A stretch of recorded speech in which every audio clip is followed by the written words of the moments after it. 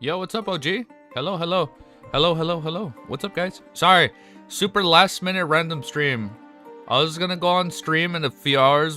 Me and Anime we were gonna talk in a few hours, like in 4 hours. And I think after we end stream, I wasn't gonna be, or after, I don't think we're gonna be streaming. I'm not sure we'll be streaming. It might be off stream and talk about volume 1. But after that, I don't know if I'm still gonna be able to go live after, because I might spend time with Miss Easy Geeky. So I figured I just go live right now. Bro, you're interrupting with stream and I'm at school, so I can't grab my iPad to watch both of you. Oh shit, no way. My bad. I lied. I can change it. My bad. Is he live right now? Stop. Wait. Really? Oh shit, my bad. What is happening? What is gonna finish stream, bro? Wait a bit. Oh, bet. My bad. My bad. Someone pinch me? My bad. Not yet. Hold up. I didn't know he was live right now. I'll just do 1 hour. Unplanned. Hold up. In. It's cool. Hold up. We'll read in an hour. My bad. I don't know he was live right now. Unplanned. In 1. Hold up. I'm changing my title. In 1 hour. In 1 hour. My bad. I didn't know he was live right now. My bad. Oh shit. I'll do this. It's cool. I'll test music in the meantime. I'm watching both. It's cool. You know what? I'm gonna test music for now. Hold up. Let me test music. I'll test music right now. Ellie, why are you barking? Hold up. And I'm gonna play random music. I'm gonna play random music and see how it goes. Potential new Lord of Mysteries music. Wiz is the easiest, biggest competitor. He's the second most popular Tomb Raider. Bad, bro. Hell yeah. Hi. Why are you barking? Huh? Why are you barking? Were we not walking all day? We were walking all morning. Why you gotta be like that? Why you gotta give me those crazy ass eyes? Hey, I love you. Calm down. Still got grass all over you. Calm down. I'm just testing music. Well, no. I was about to set up schedule right now for the usual time, Romero. I was actually gonna set up stream right now for the usual time, but I forgot me and Wiz were gonna speak about volume 1 like 2 hours before the usual time. So I figured I go live early, but I didn't know he was live right now. So I was like, let me play. I'm just playing music right now. Don't worry, unplanned in 1 hour. I rechanged my title. Don't worry, there's no stream right now. Hold up. Come back in an hour, guys. Come back in an hour. I'm just testing music. We're testing music. You wanna go out? Over.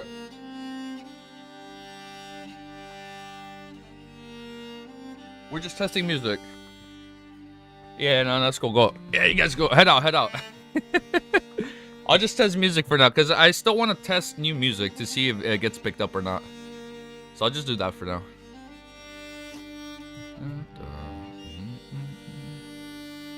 Two at the same time. Oh, you know what? What the fuck? What the fuck am I doing? Let's do Shadow Slave while he's live. Yeah, you're right. Yeah. Holy shit, you fucking right. You a genius. Do I say you guys are fucking geniuses? I didn't even think about that. Wait, look. Hold up, bro. Give your boy Wiz a shout out. We're gonna talk about it right now. You made a mistake? Well, look, this is what I'm gonna do with Shadow Slave. I'm gonna read it at my own time. I'm gonna be reading Shadow Slave. Was ending stream now? Oh, he's ending? Okay. I was about to change it to Shadow Slave. Okay. Because my plan for Shadow Slave is to read it at my own pace at a not like at a fast pace. Like what I'm planning on doing, like, say for example, when I end stream and the video's uploading, I can't do anything for that hour or two as the video's uploading. Like, I can't be live as it's uploading. I don't think my internet's that good. So I figured, might as well read Shadow Slave in between. I like Shadow Slave. You know what's funny? It was ranked right now as my #1 video. Your last 10 videos always get ranked, and right now it's #1. Now I can't be here because I will surpass your Easy and Shadow Slave. You aren't gonna be ahead for long. I know. Fuck, Shadow Slave do another short novel with two. I know. I know. Fuck Shadow Slave. It ended? Okay. Okay, so we'll do this now. Okay, my bad. Hold up. Let me hit him up. Let me put the life counter up. Hold up. Let me hit him up. Hold up. Let me hit him up.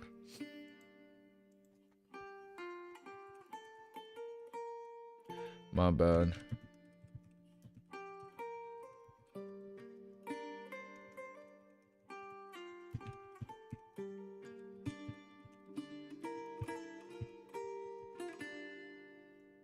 One.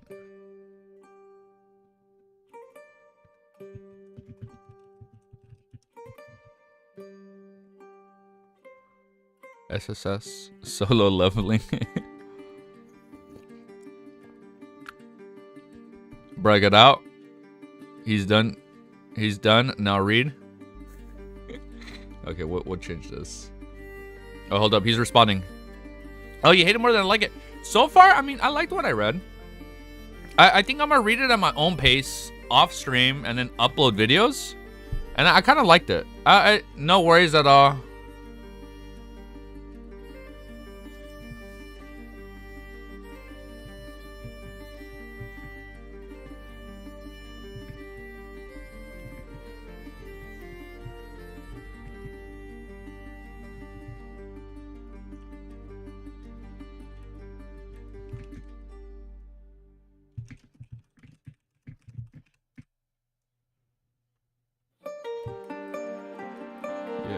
Hold up, I'm hitting him up. Yeah, perfect run. Yeah, somebody said Mother Learning was also a good one because it's pretty short. Yeah, so I know we'll do that. I mean, look, this is how I'm thinking it. If I read at least Shadow Slave for a little bit more, we might be able to bring in more people, you know? And if we bring in more people, then we should be able to read more, right? A lot of people were praising fucking Mother Learning. I've been seeing that one. I've been seeing a lot of people talk about.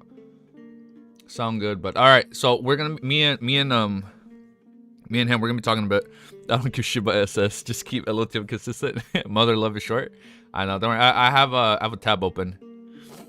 I got you guys. Shadow Slave has the most goated first. Everybody said, oh, till 370. Okay. And at least from what I saw, the chapters are really short in Shadow Slave. I mean, I like it. Yeah, I do solo leveling and do a full purge of your audience. People hate solo. Look, guys, dude, anime was, I fucking love solo leveling, man. But these guys right here, they fucking hate it, bro. I love it. I would love to talk about solo leveling. I would love it, but no, they hate it, dude. What's came here just to hate? No. We came here to love each other. Fuck, solo is so bad. Okay. Hey, Romero, they said it. Hey, they said it, not me. Shadow Slave is more eerie and dark. Yeah, that's it was pretty depressing, man. At least just the first 4 chapters I read. All right, let's do Lord Mysteries. Yeah, I just wanted to read the first 4 chapters like off stream. I like it, dude. You love it. You haven't. Dude, you love it because you haven't read real novels? What do you mean? I've read solo level. Okay, my literature journey has mostly been in light novels. Like I've read like don't get mad at me. I've read like Bakemonogatari or like ReZero, Mushoku Tensei. I read solo leveling was the first one I ever read. Like I think I read like when the manga was on break. I just fucking read the light novel, read the ending. Shit broke my heart. And then I started this. And then the only other thing I've ever read was like Lord of the Rings or like, you know, like popular American books, Lord of the Rings, Game of Thrones, or like stuff like that. So all this is new to me, to be fair. I agree with you. It doesn't have much side character development. And then the anime, for some reason, decides to cut it all out. Once you finish all the time, time looping. I've read a few series with time looping, and I like it. Finally, I caught you before you started. Oh, what's up, Alexander? Thank you for joining. Yeah, bet. Let's start. All right, this song is almost over. So we're testing more music from for Lord of the Mysteries. But I think we're good now. Oh, man. Mother Light is about just under 2 volumes. Oh, shit. No way. Okay. They said it was like a little over 100, right? hold up. Oh, light reading. Hold up. Let me just keep it noted. Mother of learning. Just so I don't forget. Mother of learning. The one episode where Solo Livy had actual content got least likes. Yeah, it'd be like that. I'm gonna have to leave, so bye. No, it's okay, username, bruh. Yeah, because there are words you can't process anything except fights. Oh, you're a new viewer, Cloudy. Oh, really? I'm a new viewer coming from the Shadow Slave video, but I've read Elotim as well, so might as well tune in. Oh, thank you, Cloudy. Dude, thank you. Don't worry, I see you on Twitch. Sometimes I forget to look at Twitch. I'm not gonna lie. But I got you right here. I see you on my OBS. I see you, Cloudy. I see you on OBS. I got you. I got you right here, bro. Don't worry. I see you. I see you. Please, I beg. Now I read perfect run. Okay, let me also note down perfect run. Look, here's the thing. My free time is so limited right now, man. It just that's the only problem. Right now, I have a day off. And then tomorrow I'm gonna go visit someone.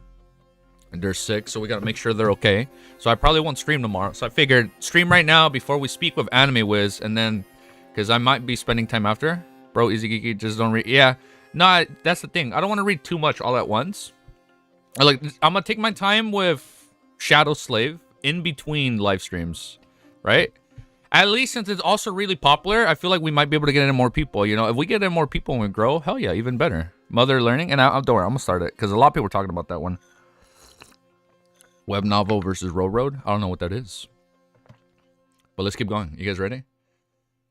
Now that this... Okay, so we've played 1, 2, 3... We played 4 songs from A Plague's Tale. Alright, let me get the chapter ready. And we're good. Okay, this is the last thing I'm gonna bring up for solo leveling. Bro, oh my god. The fucking final fight, bro, for Season 2 was so fucking goated, bro. I know, and I know it's just an action fantasy, but it is so badass, bro. It was such a badass fight. But then I went back and I read the manga, and it was low-key kind of trash because they left out a lot of good bits when they left out a lot of that's the one bad thing with anime. It leaves out a lot of the inner monologue. So much of the inner monologue was like cut out. But like you don't realize it when you're watching it. You only realize it if you go back, you know? I agree. I agree. It's fun to watch. But then when I went back and I read the manga, I was low-key kind of mad that they cut out all these little tidbits or like they changed a few things around, but it's still good. Can't wait for the Thomas Andre to come. Dude, it's gonna be so fucking sick, dude. Motherfucker summons like a fucking black hole. Oh my. All right, okay, I'll stop. No more solo level. Let's do some Lord of Mysteries. Let's keep going, man. I see you, Cloudy. Thank you. All right. Let me change the music to what we can listen to, and we'll see if that gets picked up. But for now, we have started the recording. Good morning, guys. I hope you guys are having a beautiful, amazing day. This is an unplanned stream, but today we'll be reading more Lord of Mysteries, chapter 396. I know right here, A Cloudy World is a new guy. He's a new viewer. He's coming from Shadow Slave. So if there's any Shadow Slave people watching that are staying for Lord of Mysteries, hello, hi. How are you? We're mostly reading Lord of Mysteries right now, but we'll be reading more Shadow Slave in between streams and uploads. That one, I'm going to take it at my own pace, because I know that one's like 2,000 plus chapters. So I don't want to get too overwhelmed just yet with 2 series that are like 2,000 plus chapters. But for now, Lord of Mysteries. Let's do that. Let me go to my correct tab. Beautiful. How was that intro, guys? Was that a good intro or nah? I think it was pretty good. Not gonna lie. I'm feeling pretty confident about that one. 42 seconds. Awesome intro is ready. LOTM anime might be cooked in this aspect. No. Don't say that, bro. Stop, bro. Beginning after the end was so fucking bad, bro. We can't do this. The trailers like super promising, man. Please don't say that again, bro. Don't say that. Don't say it might be cooked. Don't say it might be cooked, clown man. You're gonna get timed out for that one, brother. I'm fucking kidding. Wait, before I start, what's the end before the beginning? Are you guys talking about the beginning after the end and you're just saying it, or is that something new? The end before the beginning. No, I wasn't gonna stall. Since Anime Wiz was like, I was planning to just play music for an hour, see if it gets picked up or not. But here, we're starting. Chapter 396 is called Pure Light. What? Pure Light what? Pure Light Brotherhood. And hold up. Wait. I fucked up my timestamps. I'm not gonna fuck this one up. I forgot to copy and paste the chapter title. Hold up, brothers and sisters. Hold up, we're good now. We're good. False alarm. We almost cooked our own timestamps on the video. We almost got cooked right there. Whew! We caught that, bro. Tibet anime is so good, bro. Is it? If it's really good, because I only saw one out of context clip, and I'm like, I don't know how I feel about continuing it, man. But it's okay. We can be enjoyers and connoisseurs of more than one series. It's a meme of Tibet cause the trailers were awful, so we knew it was gonna be trash from the start. Hence the end before the beginning. That is so fucking funny. Oh shit, that's why you guys are saying that? The end before the beginning. It ended before it even started. Oh shit, I'm fucking crying. That's so fucking funny. Nah, man, for people that hate Tibet, it's cool. Alright, I agree. I mean, I agree to disagree. And I'm not invalidating your opinion. I just really like it. Tibet was like one of my first manhwas. After I read Solo Leveling and like Mount Sect, I jumped into that one. And then the only one I ever read in my own time without a recommendation was like 8th Class Major, whatever. And I like that one. It was pretty short. It was like 80 chapters. But let's go. Let's start. Chapter 390. What did I say? Chapter 396, Pure Light Brotherhood. After returning to the real world, Force sat at her desk, lost herself in thought about the Abraham family for a while. She had a whole new understanding of a few words mentioned in the Mysticism notebook she had. So that's how it was. It's no wonder Miss Aulisa didn't wish to inform Mr. Lawrence of her and her husband's death. Now that I think about it, the Abraham family is really pitiful and sad. Force muttered a few sentences to herself before rummaging and taking out the sights in the spirit world from a pile of ordinary books in preparation to copy the first and second chapters. For this, she entered cogitation and adjusted her breathing in order to be in her optimal condition. Otherwise, just copying the contents of the sights and spirit world would bring her mania and confusion. The worlds clearly didn't have any spirituality, but once they were combined together to describe those ridiculous scenes, it was as if they had the ability to affect her emotions. I need to take a 5-minute break after every 5 minutes of copying it. I don't want to lose control because of this. Force took out her small intrinsic pocket watch and placed it diagonally in front of her desk. And the okay. Oh, gee. What's this Tibet slander I'm seeing in the chat? In the Berg household in the city, I like the manhwa. In the Berg household in the city of Silver, Derek woke up as a flash of lightning which illuminated everything flashing in her eyes. He looked around, but he didn't feel like he was being monitored. But the hangman's precise description of the prior events through reasoning and his deep confidence convinced him that his conjecture was correct and that there had to have been one of the more beyonders with particular powers that were secretly monitoring him at this very moment. Besides, Mr. Fool didn't deny it. Derek got out of bed and stretched his body like he usually did. During this process, the analysis and suggestions that the hangman had given him rapidly surfaced in his mind. Up until now, no one has come looking for you or has chosen to throw you into the dungeons. That's enough to tell you that the chief and the other elders of the 6-member council are still leaning towards observing. They wish to find a way of evacuating the entire city of Silver out of the Forsaken Lands through Aman. Wait, what? They wish to find a way of evacuating the entire city of Silver out of the Forsaken Lands through Aman, the first person they've encountered in more than 2,000 years. So if you don't do anything out of line, they definitely wouldn't rouse you so that Aman wouldn't notice anything amiss. As such, your surveillance wouldn't be too close physically, at least not when you're awake. And because of this, they probably didn't discover that you've already coughed out the worm of time. I'm so confused what this is like. Why is it called Worm of Time? Oh wait, hold up. I'm thinking out loud. Don't say why. Don't tell me why it's called Worm of Time. But I want to know why, right? There's subsequent, I don't know, he's gonna be able to go back in time, go forward in time. I don't know. You consume more than one worm a time.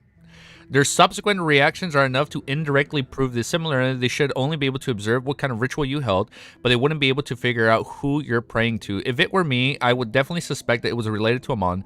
Due to the above reasons, you can openly hold a bestowment ritual. After all this, you can push the blame onto Aman. Of course, you have to pretend to be sufficiently cautious and careful. You have to be prepared to undergo the examination of psychoanalysis and other beyonders of sequences when everything is over. Regarding this matter, you can seek Mr. Fool for help. With the hangman's suggestion, Derek walked around the table twice, carefully closed the windows, lit the candle, and set up a bestowment ritual. Above the grey fog, within the towering ancient palace, Klein was staring idly at the stone pillars that supported the dome, feeling that the building he had willed resembled an Athens temple. Is it because of my own subconscious? His thoughts wandered. At that moment, the dark red star corresponding to the sun began to emit light and quickly dispersed the ripplings to form an illusory, mysterious door. Above the grey fog, a small amount of power was stirred up as it flowed like water. Upon hearing the stacked pleas, Klein lowered his head and looked at the all-black eye placed in front of him. Let's hope little son doesn't lose this, otherwise Mr. World would have to be a glorious... Otherwise, Mr. Fool would have to be gloriously sacrificed. So, if he loses it, he's gonna kill World in front of everybody. Okay. It was precisely because he had the all-black eye that Klein wasn't a nimble right master could secretly control the world as a fake person, allowing him to act as if he was made of flesh and blood. Oh. So that would be like his characteristic. Oh, it was... Oh, I get it. It was precisely because he had the all-black eye that Klein, who wasn't a nimble right master, could secretly control the world as a fake person, allowing him to act as he was made of flesh and blood. Once the item was lost, he would have to let the world die to prevent the magic from getting exposed. While sighing... Oh, wait, no, never mind. While sighing, Klein emanated his spirituality, straying the power of the fog into the flowing towards the illusionary door, forcefully pushing it open, slightly and stabilizing the transmission channel. Soon after, he placed the all-black eye into the iron box and threw it into the gap of the mysterious tower. He casually said, "Do not touch the item inside." After doing all this, he didn't stay any longer because he knew that Little Sung wouldn't be able to find an opportunity to take action that quickly, and he was unsure when Mysticism would be able to finish the copying the 2 chapters of Sights in the Spirit World. Relaxing his spirituality, Klein's figure disappeared from the space above the grey fog, and the Berg household in the City of Silver. As soon as Derek saw an iron black box on the altar, he heard Mr. Fool's familiar voice, "Do not touch the item inside. Do not touch." Derek made a note of this reminder and decided to carry it out of a tree. After thanking Mr. Fool and the world, wait.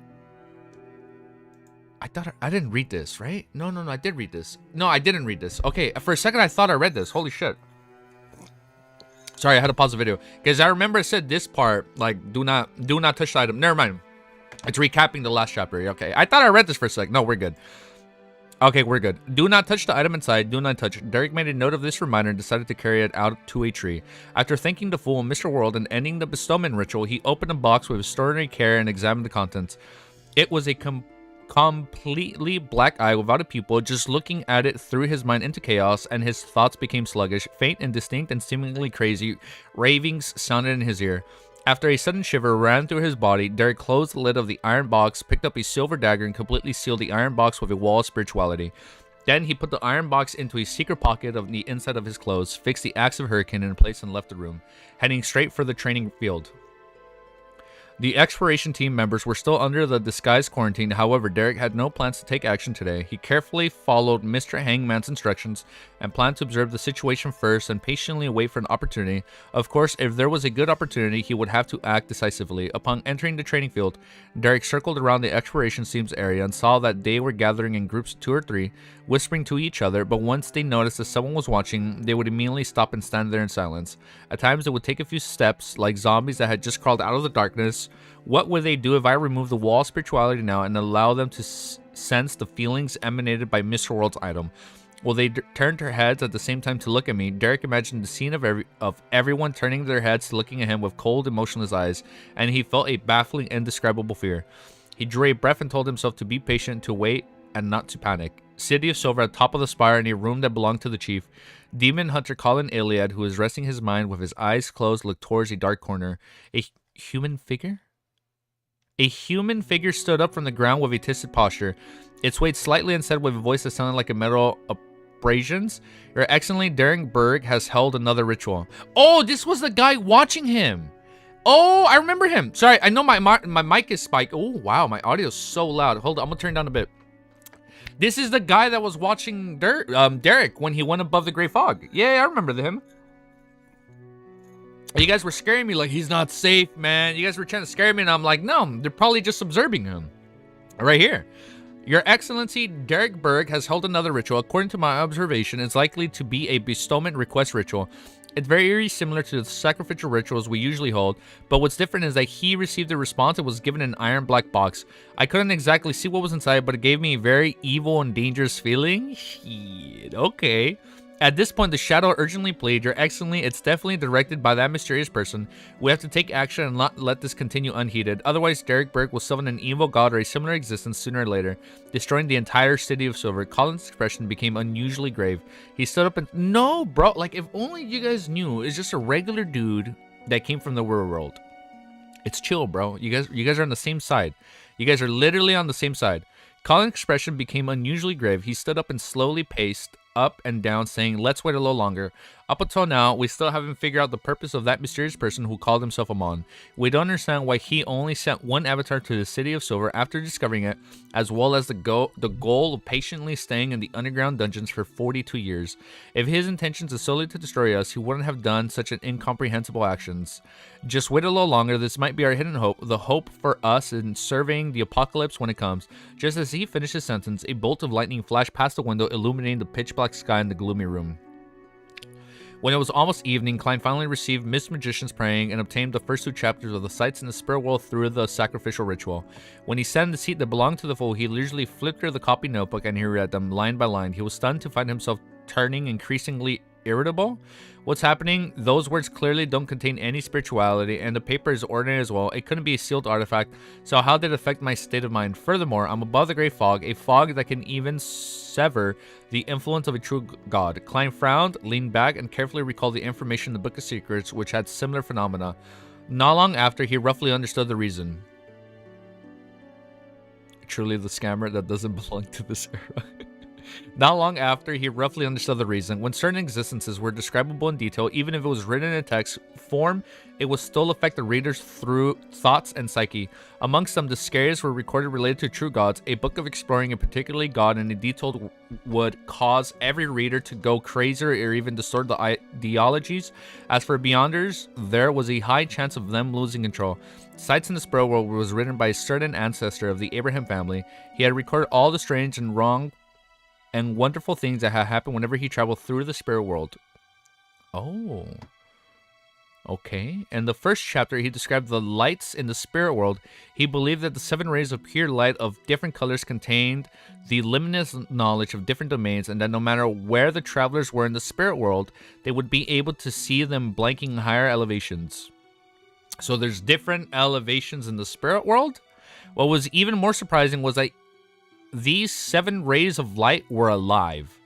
7 rays, 7 orthodox gods, right? That's probably what it is. 7 rays, 7 orthodox gods. I lost my place as I said that. They were like spirit bodies that lingered there. And the field of mysticism, many of the secrets of the secret deed rituals were actually aimed at the 7 pure lights, and through the secret connections, they allowed one to gain a certain amount of knowledge. Therefore, many mysticism experts called the 7 pure lights master or teacher. In response to this, the 7 pure lights seemed very happy. They had even pulled in quite a few spirit world creatures to form a secret organization that specialized in teaching people. The Pure Light Brotherhood? This is a new org, right? And the second chapter, the traveler from the Abraham family recorded his encounter with a yellow light, Venithen? Okay, hold up. We're getting lore. We're getting new lore. I'm sorry, my audio is spiking. We're getting new lore. Hold up. Because we're getting new lore, I want to get this. I want to get this out. I'm sensing something being built up from volume 1, okay? Now that we're getting stuff about the spirit world, it's like the spirits are alive. It's a new organization? Okay. Okay, let's walk it back for a sec. Maybe this is related to a Zik in some way. Or maybe... Oh, shit. Klein. Maybe it's really... Okay, hold up. I was finishing my notes for today's review with Anime Wiz, and I realized something. Are you guys ready? What was a new ritual we learned that never happened in Volume 1? The alchemical life ritual. Remember how, like, and then I also realized apparently old Neil had a son. We're gonna meet him one day. All right, I'm gonna say it. We're gonna meet him one day. I already know. They say he's off in a different state, but we don't know where. Okay, hold up. Back on track. Back to the cook. We're back in the kitchen. Remember, old Neil was trying to do the alchemical life ritual to bring back his late wife, right? We've learned the ingredient. Like, we know how to do the ritual. You grab the spirit from the spirit world, and now in this volume we're getting more lore in the spirit world, and we're seeing that there's like 7 rays of light that are alive. Okay, hold up. Now old Neil didn't know. Bro, I took notes. I've been taking notes. They literally say that. Romero, don't throw me off, bro. There was a delusional. That was a delusion. He said no. He said he has a lost son in an unknown city and he doesn't know where he is, right? And then remember Audrey's older brother say, "Hey man, a man's career is like it's your ideology. Like you have to stick to it." So he's probably doing whatever he was. We'll get to it one point. We'll get back on track. Point is, I think we're gonna use this alchemical life ritual to bring something or someone back, right? No. I know he lied about his wife being alive, right? But he did mention a son, and you need to read the. You need the. Wait, Easy Geeky, you need the reading comprehension devil? But it was his late wife. Right? Oh, point is, we're going to use the alchemical ritual. You know what I mean. The alchemical ritual to bring someone back, right? But I'm thinking now, maybe somebody or someone used the alchemical life ritual on Klein, right? Because he quote unquote transmigrated, right? He came from the real world. For all we know, he came from the spirit world. No, it doesn't make sense. You know what was another thing I was thinking when I was finishing my notes from Volume 1? Maybe Klein is still dead because he didn't come out of the grave until Melissa threw a Zig's copper whistle into the grave. And I know he can leave it above the gray fog. I was thinking about that. Like, this whole the whole alchemical life ritual is going to come back. It's going to come back. It's going to go full circle. Where are you getting these ingredients? I don't know where I'm getting them. We'll find out. Not a bad theory. I think that was a pretty good theory. I was thinking about that, and I was like, wait, hold up. Like, I missed this in Volume 1. Maybe I'm completely wrong, but I got a little excited, you know. It had my brain jogging. And I was like, okay, that could go somewhere. But okay, let's pause. Let's keep going, man. I'm probably completely wrong, but let's keep going, dude. Let's keep going. I'm seeing a new org. I'm getting all fucking excited. 17 minutes. And what fucking shit? Hold up. Let me fix. You are completely wrong. That's a clip right there. Thank you, guys. That's a short clip right there, right? I know. I need to go back and fucking make shorts, man. It just like, oh, my free time right now is streaming, and then when I don't have free time, I'm like, I should be doing shorts or making shorter videos, and I'm like, fuck, I can't. But then when I get the free time, it's like, I want to go live instead. So let's pause, update, new chapter, and then update here. I know Misty ain't here, so I'm not gonna forget. 390. Maybe he did say, and I just didn't see his comment. I know he lied about his wife being alive. I see that, Romero. Oh, he never got anyone. How did he get a son? Well, I'm gonna go back in the notes. He lied about his wife being alive. I know he lied about his wife. That was a delusion, he said to Klein. Nah, old Neil didn't have a son. Huh? I forgot old Neil had a son. You see? Keep cooking, chef. Please stop the unannounced streams. Oh, I know. I'll stop it. The only reason I did one more unannounced stream was because after I speak with Anime Wiz, I wasn't sure if I was gonna be able to go live tonight. And I know I can't go live tomorrow because I'm gonna go visit someone that's a little bit sick right now.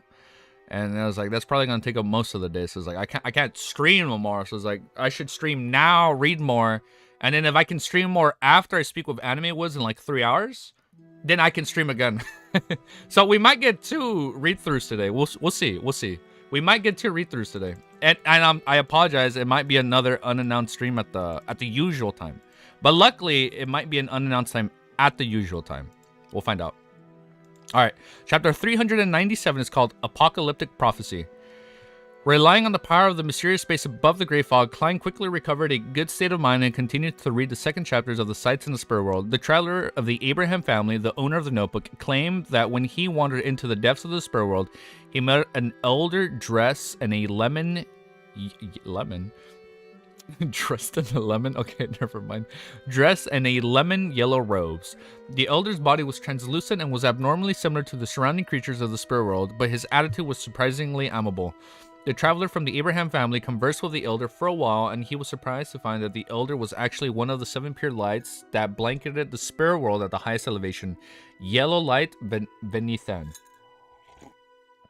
Venithan told the traveler of the Abraham family that his own characteristics were reason and adaptation. Choked on my coffee. That he was a symbol of astronomy and that his corresponding gem was emerald. Corresponding gem? Oh, that's where Four's bracelet, right? It had like green like emerald gems. It's probably where it came from. He made a rather ancient reference to a prophecy that came from himself. Focus as the stars from the cosmos shattering the lands, everything in the world would cease to exist. He believed that this would be the end of the world within 200 years. Nothing would be spared from this. The traveler from the Abraham family didn't have much of a reaction towards this comment.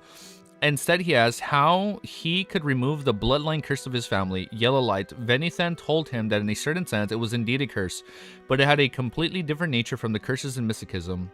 The solution was in the future, in the hands of an apprentice who was assisted by a hidden existence. He also warned the traveler of the Abraham family that the day the curse was lifted was the beginning of the Abraham's family true doom.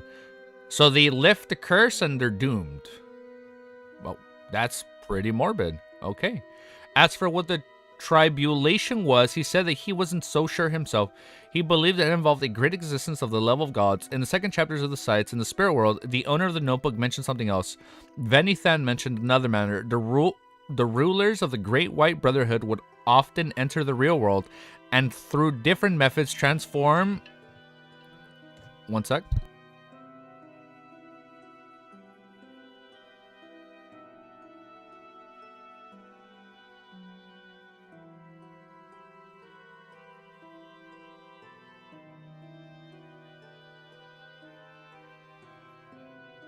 What do you mean I never visited you? You never visit me anymore, dude.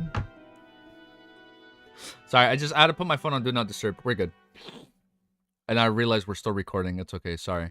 As for the tribulation was, he said that he wasn't so sure himself. He believed that it involved a great existence on the level of gods.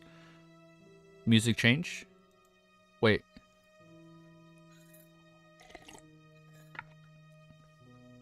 Music chain, Vanitas, OS team when we go back to Derek. Okay. When we go back to him, I'll change the music. For sure. I got you. Thank you for the heads up. I got you. I'll remember. Let me find my place. Let me reread from here. Okay, so we'll do a music change in a bit. He also warned the traveler of the Abraham family that the day the curse was lifted was the beginning of the Abraham's family true doom. And for what the tribulation was, he said he wasn't so sure himself. He believed that it involved a great existence of the level gods. In the second chapter of Sights in the Spirit World, the owner of the notebook mentioned something else. Venithan mentioned another matter. The rulers of the Great White Brotherhood would often enter the real world and through different methods transform into humans and teach the knowledge of their respective domains. Since the fifth epoch, many of the mentor-level characters of different domains were their incarnations. For example, the greatest astrologer, D. Forsman, in the last 1,000 years had proven that their current world was a planet. He was none other than the human incarnation of Yellow Light Venithan. Whoa. We're getting reincarnation in Lord of Mysteries? Hold up. He was none other than the human not reincarnation.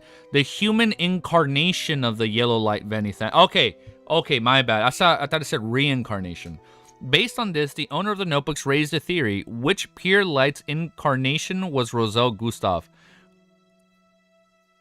who could be considered a mentor in many fields. Which one is Klein? Oh, wait a minute. The 7 lights somehow make a human body to walk the lands and build. Yeah, okay. Now, which one is Klein? That's what I want to know. Hold up, bro. Come on, bro. Cuttlefish, you're too obvious, bro. I see what he's doing, bro. I see what he's doing. Which one is Klein, bro? That's what I want to know. Based on this, the owner of the notebook raised a theory. Which pure light's incarnation was Rosal Gustav, who could be considered a mentor in many fields? No, he wasn't. If you really want to think like that, then he's probably a green light. Klein raised his hand and rubbed his temples. I know he's from China. I know he's from. I know in the story they set up like, oh, he transmigrated right from the real world, but maybe that's all in his head, because he doesn't talk that much about his past, right? Maybe they just want him to think that. We'll find out. We'll find out in like 1,000 chapters, but let's keep going. No, he wasn't. If you want to think like that, then he's probably a green light. Klein raised his hands and rubbed his temples. Based on this, he judged that the owner of the notebook was an extremely ancient beyonder. However, judging from the fact that the person didn't address Rosal as emperor, this tour of the spirit world had likely taken place during the period when Rosal was still a consul, or when his proclamation as an emperor was still not widely recognized. Of course, it didn't prevent the possibility that beyonders of the Abraham family refused to recognize any emperor other than the Tudor Empire. A traveler who can roam the spirit world, it must be quite a high sequence. If he were a high sequence beyonder, Mr. Dor would have long been rescued. What? Mr. Dor would have long been rescued, and the so-called bloodline curses would no longer exist. Thus, the owner of the diary would be a Sequence 5 Beyonder, a Sequence 6 with a mystical item. Although the Abraham family has declined, they aren't weak either. Why is the Yellow Light Venithan's prophecy similar to the Demonist sect and the Aura Order? The apocalypse is coming. So there are several people saying, there are several organizations saying that the apocalypse is coming. Okay. From the period that I predicted, the apocalypse should only be 2 to 3 decades from now. Klein frowned as he thought. Rosal became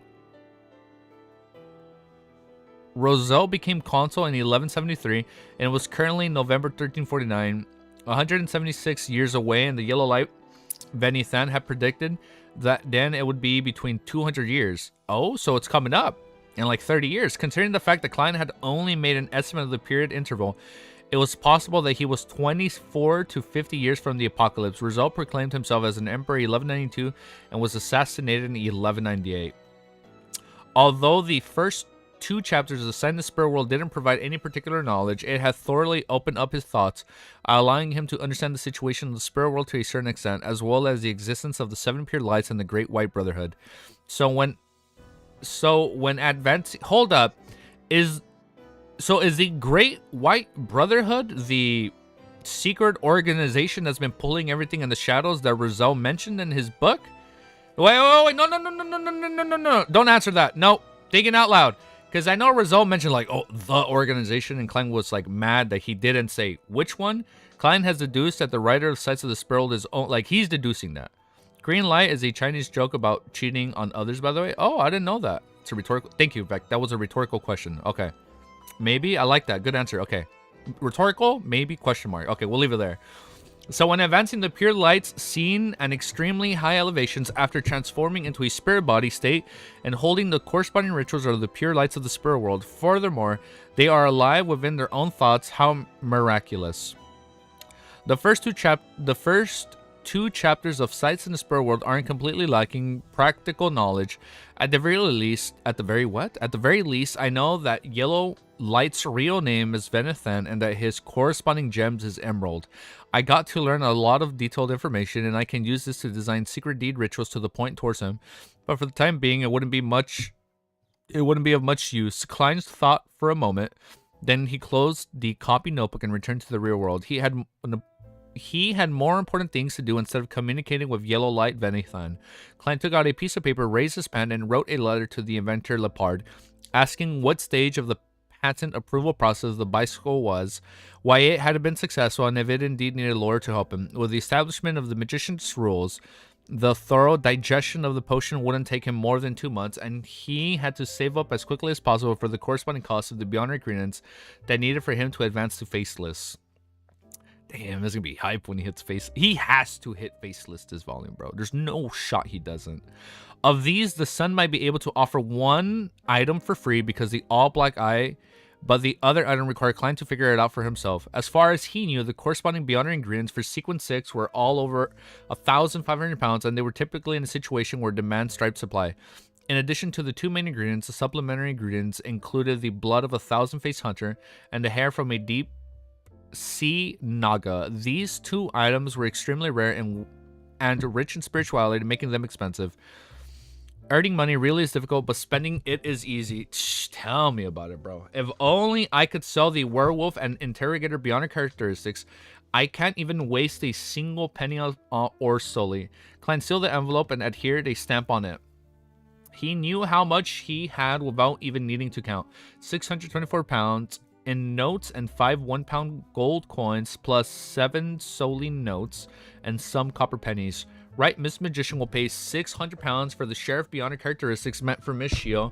I hope they can raise the money as soon as possible. Klein silently cheered the 2 ladies. They're telling me that the Beyonder Circle you recently joined has both Beyonder ingredients of the Sheriff Potion, and the price is very reasonable. 600 pounds for all that.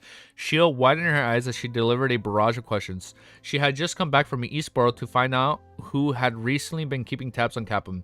Yes, he's a very reputable seller. The only problem is that the verification process of joining is very strict, so I won't be able to rope you in for a short period of time. What Four said was entirely true. Oh, so she's still trying to get Fours in. I mean, not Four. She's still trying to get Shio in. That's great. Shio didn't suspect for her end, but she took 2 excited steps forward. Suddenly, her expression sank. But I don't have enough money. The corners of Four's lips twitched and asked, "How much do you have now?" Counting the 30-pound deposit received from this job, a total of 310 pounds, so I'm still short of half.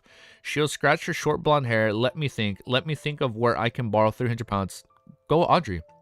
The bank won't give a bounty hunter like me a loan, and those unsuries have way too much interest. Perhaps Miss Audrey. She had heard from her friend that she had recently bought the Trickmaster Potion recipe for 450 pounds, so she had no intention of borrowing money from Fours. Why are we all so poor? Fours couldn't help but sigh. Miss Audrey rarely comes out of the day. She seems to be busy with other things, and borrowing money from her isn't always a timely thing to do. We can't try Viscount Glant first.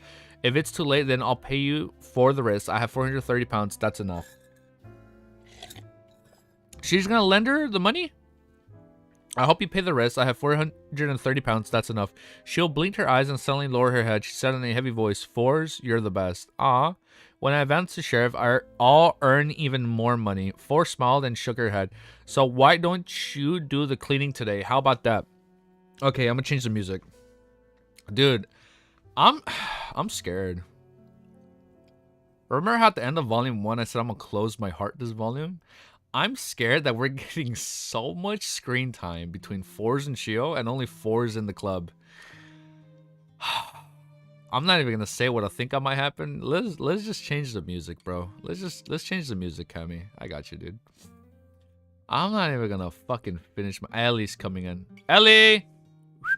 Here, let me let Ellie in and then we'll get started. Ellie! I got the music right here. Bro, this music does not fucking help. This shit. I'm getting triggered hearing this fucking song already. Wait, let me pause the other track. Let me let it loop. Hold up. Let me see if Ellie wants to come in. Ellie!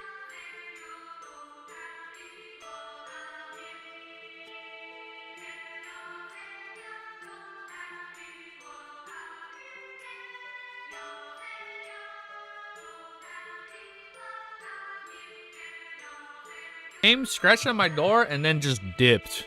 And that was it. She yeeted, bro. She just ran away. Ellie, our angel? Hell yeah. Oh, thank you for using the Ellie emote, Vic. When I was watching your previous volume, I kept thinking, oh, look, he failed to close his heart. Literally, bro. I tried so hard. But I'm getting too fucking attached to these characters, and I don't like how happy some characters are with each other. It's not good, man. It's not fucking good. Cammy, what is this haunted carnival on music? It's good. I don't know what the fuck it is, but this shit is good, dude. Let's keep going. All right. Here we go, here we go, here we go, here we go. What is gonna happen now? How's the music? I think it's good. All right, are you guys ready? City of Silver, Derek left the training field and returned home. He had just inquired about what the exploratory team members would be released from quarantine, and he had received the answer when the lightnings calmed today. Okay. Sitting down at the ancient wooden table, Derek considered the plan again, remembering what Mr. Hangman's reminder. If there's no suitable audience to testify for you, then you might as well use the Beyonder who's monitoring you. Oh! If there's no suitable audience to testify for you, then you might as well use the Beyonder who's monitoring you. But how do I know when I'm being monitored? Mr. Hangman said with a great certainty. But he wasn't decent enough. Many questions arose in Derek, but he couldn't find a way to verify them. Although he felt embarrassed to ask Mr. Fool for guidance on this question, upon considering the fact that this matter was related to the survival of the City of Silver, he mustered his courage. He spoke the name of the fool in a low voice, and he briefly described the difficulties he had encountered. Oh, you're heading out? Ellie had to fulfill her LOTM disruption quota. Yeah, she kind of did. She does. She does. We love her, though. He spoke the name of the fool in a low voice, and he briefly described the difficulties he had encountered. After a while, he saw Mr. Fool sitting in the middle of the endless gray fog. He had heard a concise reply. What the fuck am I saying? A concise reply. Touch the item in the iron blocks. And the iron blocks? Oh my god, I am stuttering today. I'm sorry. Touch the item in the iron box. Do not exceed 3 heartbeats. Prepare yourself in advance. Pay attention to the origins of the black lines. That simple. Derek thanked Mr. Fool in a pleasant surprise. He adjusted his posture and quietly put his hands inside the pocket of his clothes. As the wall of spirituality was lifted, Derek's fingers pushed open the iron box and carefully probed inside. Suddenly, he touched an ice-cold item. See you tonight. Bye. Hey, Meta. How can I rearrange my living room to feel more... Ah, thank you, Meta. It's not looping. I'm hitting loop on the song? There you go. Get unblocked origin, bro. I can't. I know. No, I looped it. I don't know. It didn't loop. Oh, we're good. We're good. As the wall of spirituality lifted, Derek's fingers pushed open the iron box and carefully probed inside. Suddenly, he touched an ice-cold item and the black illusionary eyes appeared in front of his eyes. At the same time, his mind buzzed as an illusionary roar was tearing through his ears. Derek's body convulsed and tears of snot stemmed down his face due to the pain. He almost forgot what he had to do, but fortunately, in the limits of his vision, he saw the illusionary black lines converge. In the dark corner, there appeared to be a shadow. Derek withdrew his hand at once and thought he had touched a red-hot soldering iron. He collapsed to the ground and began to twitch as if heat had been struck by lightning. His mouth couldn't close at all, and saliva constantly dripping from it. It took nearly a minute for Derek to recover, close the box again, and seal it with a wall of spirituality. He stood up and took a sip of the cold water, already aware that someone was monitoring him at the very moment. After an unknown period of time, Derek suddenly heard a knock on the door. Who is it? He asked, slightly at a loss. A joyful voice came from outside. It's me, Dark. Oh, the friend! The exploratory team has been removed from quarantine. Weren't you interested in knowing about our experience this time? Oh, it's not good. Wait, it's 2 clicks? Hold up, let me look it up. Is uBlock Origin on Opera GX or is this something else? Oh, it's on Chrome. Damn. Does this work on Opera GX? Hold up.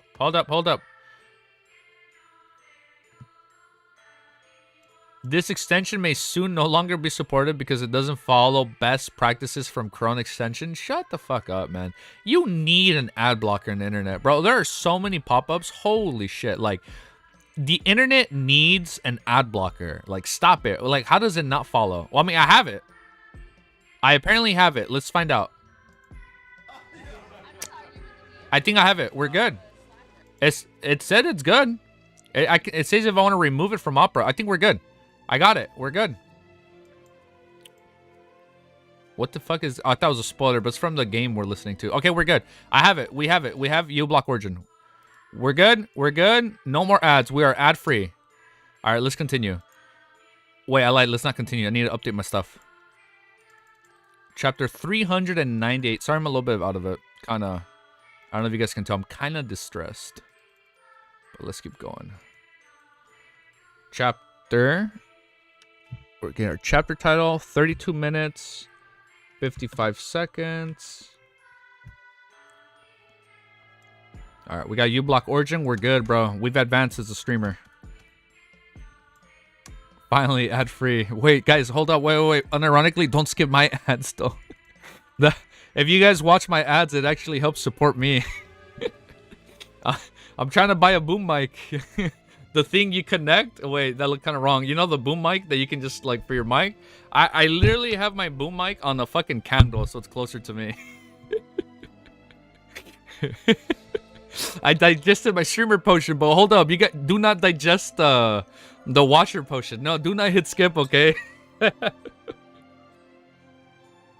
Wait, unironically, whenever I watched YouTuber reacts for manga chapters, I actually never skipped their ads. Hold up. I remember I used to watch like King of Lightning or like Tekken or Rogers Base, all their One Piece or Bleach videos. I never skipped them. But let's keep going, bro. Let's keep going. 398. All right, new chapter 398 is called Alluring. Shut up! Why is this chapter called Mushrooms? Wait! If there are 3 emojis you guys have never been able to shut up about, was a pregnant woman, a monocle face, and a freaking mushroom. Yeah, his Bankai reactions were legendary. He'd be like this with the sword, ooh, going crazy. Oh, dude, okay, we're getting mushrooms? Bro, I'm kind of excited. I'm scared, but I'm excited. Shut up. If they killed Derek, bro, we're dropping the series. We're going full-time on Shadow Slave. If Derek dies this chapter. Okay, let's continue. Shit, I'm scared, dude. I don't want to read this. Wait. Fucking Cammy's telling me to change the music. You motherfuckers are hitting me with the mushroom emojis. Last time you guys hit me with the pregnant belly shit, it was not good. Let's keep reading. Chapter 398 is called Alluring Mushrooms. Dark. The image of Dark appeared in Derek's mind. Oh, man, dude, if I had a heart monitor on right, guys, you'd be like, holy shit. You know what? I'm gonna actually put on my fucking watch.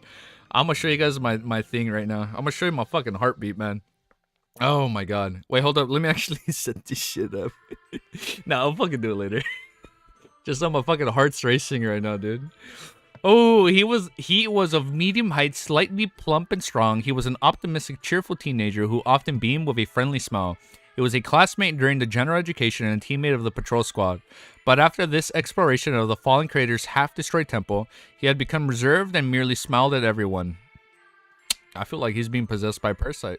Well, you guys love mushrooms? I hate mushrooms on my pizza. Once he recalled Dark Renegan's changes, Derek couldn't help but quiver as he felt a chill down his spine. Why did he suddenly come looking for me? Shouldn't he be heading home after being removed from quarantine? At that moment, many questions arose in Derek's mind. Suddenly, he thought of a possibility. Elder Lovia knows that I'm suspected that something abnormal happened to them. Wait, Elder Lovia knows that I've suspected that something abnormal had happened to them, so she sent Dark to deal with me. Oh, shit, dude. Welcome back, dude. You came at either a good time or a bad time. Woo! Derek was first shocked and filled with horror, but immediately following that, he felt that it might not be a bad thing. Mr. Hangman said, if there isn't a suitable audience to testify for you, then you might as well use the Beyonder who's monitoring you.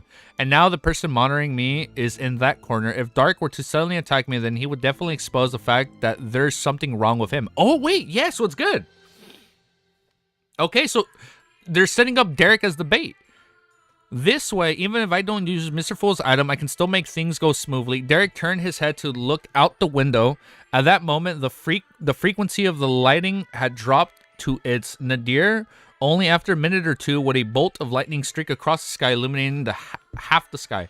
The entire world and most of the city of Silver was immersed in a deep darkness most of the time.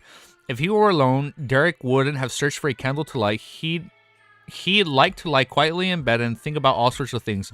Of course, he knew that he was actually rather dangerous. If there was no light to dispel the darkness, the monsters could suddenly appear even within the city of Silver. However, Derek was a light supplicant himself, so he came equipped with the attribute of light and wasn't afraid of something similar happening. Knock, knock, knock. Dark knocked 3 more times as if urging the master to open the house to open the door. He wasn't like that before. He was very polite. Derek suddenly felt a deep sense of sorrow. I think it's... Oh my god. He took out a candle from a wooden box and placed it in the middle of the table. He then rubbed his fingers, creating a golden flame. The flame lit the candles, filling the room with a faint but warm glow, and this was accompanied by a faint, pungent aroma. The candles in the City of Silver were mainly made up from the fat and the oil refined from the bodies of monsters. They would have different smells due to their different origins. After taking a deep breath, Derek walked to the door with a strong sense of vigilance and opened it. What took you so long? Dark asked with a smile. I was looking for candles, Derek replied. I feel bad if he has to take out his friend, bro. He didn't dare to leave his back to the other party, and he chose to walk side by side with Dark. With his classmate and teammate, he walked back to the table and took their respective seats. Do you want to try some of these recently dried doom fruits? A mushroom? Dark asked with a smile as he removed a... Wait, what? Do you want to try some of these recently dried doom fruits? I thought they only had the grass. So this is something new that's edible? Dark asked with a smile as he removed a small cloth bag from his waist. Doom fruits were one of the very rare snacks in the City of Silver. It came from a plant called the Doom Bloodvine, a type of organism that didn't need light to grow. It grew by absorbing the nutrients from the rotting corpses. It had a tendency to attack and was considered quite a common weak monster. Every Doom Bloodvine had many thumb-sized black fruits which could be eaten directly. They were crisp and sweet, but they were unable to fill one's stomach and didn't provide the necessary nutrients. They could only be used as a daily snack. The merit points he received from a single patrol could be exchanged for several large bags of them. No, there's no need. Derek shook his head cautiously. All right then. Dark poured out a pile of black fruit from the bag, picked one up, and popped it into his mouth before noisily munching on it. Derek thought for a moment and took the initiative to ask, did you encounter any monsters in the underground area of the temple? Dark stopped chewing and answered with a smile. There was quite a few of them, but they weren't that powerful. They were easily limited by us. That place was destroyed for a long time, so the powerful monsters probably left a long time ago. He paused for a second, then he said with the corners of his mouth curled, we found some strange plants at the bottom of the temple. They look like mushrooms. They looked like mushrooms in the general knowledge class. They were especially bright and looked very appetizing. It's been confirmed that they're edible. They can bring about an enhancement in one's spirituality and strengthen one's body. And there has to be a flaw. There has to be a drawback. There's always a drawback for something that like enhances you, bro. If it's combined with roasted mushrooms, then it will emit an unimaginable fragrance. As he said that, he took out a palm-sized mushroom shaped object from another small cloth bag. The stem was milky white and the cap was bright crystalline red. It was almost dotted with a dark golden spot. The mere sight of the plant made Derek gulp a mouthful of saliva as though he had been starving for days. Under the illumination of the dim candlelight, the beautiful mushroom-shaped object had an alluring luster that whet his appetite in an irresistible fashion. Here's one for you. Dark smiled warmly. Okay. Derek almost took action immediately as he picked up the mushroom-shaped plant to stuff it in his mouth, but in the end, he forced himself to open his mouth and say, I'll give it a try tomorrow. Dark didn't say anything else. He pushed the mushroom in front of Derek and continued to eat the doom fruits. With great difficulty, Derek moved his gaze away from the mushroom and asked, did you make any discoveries on this expedition?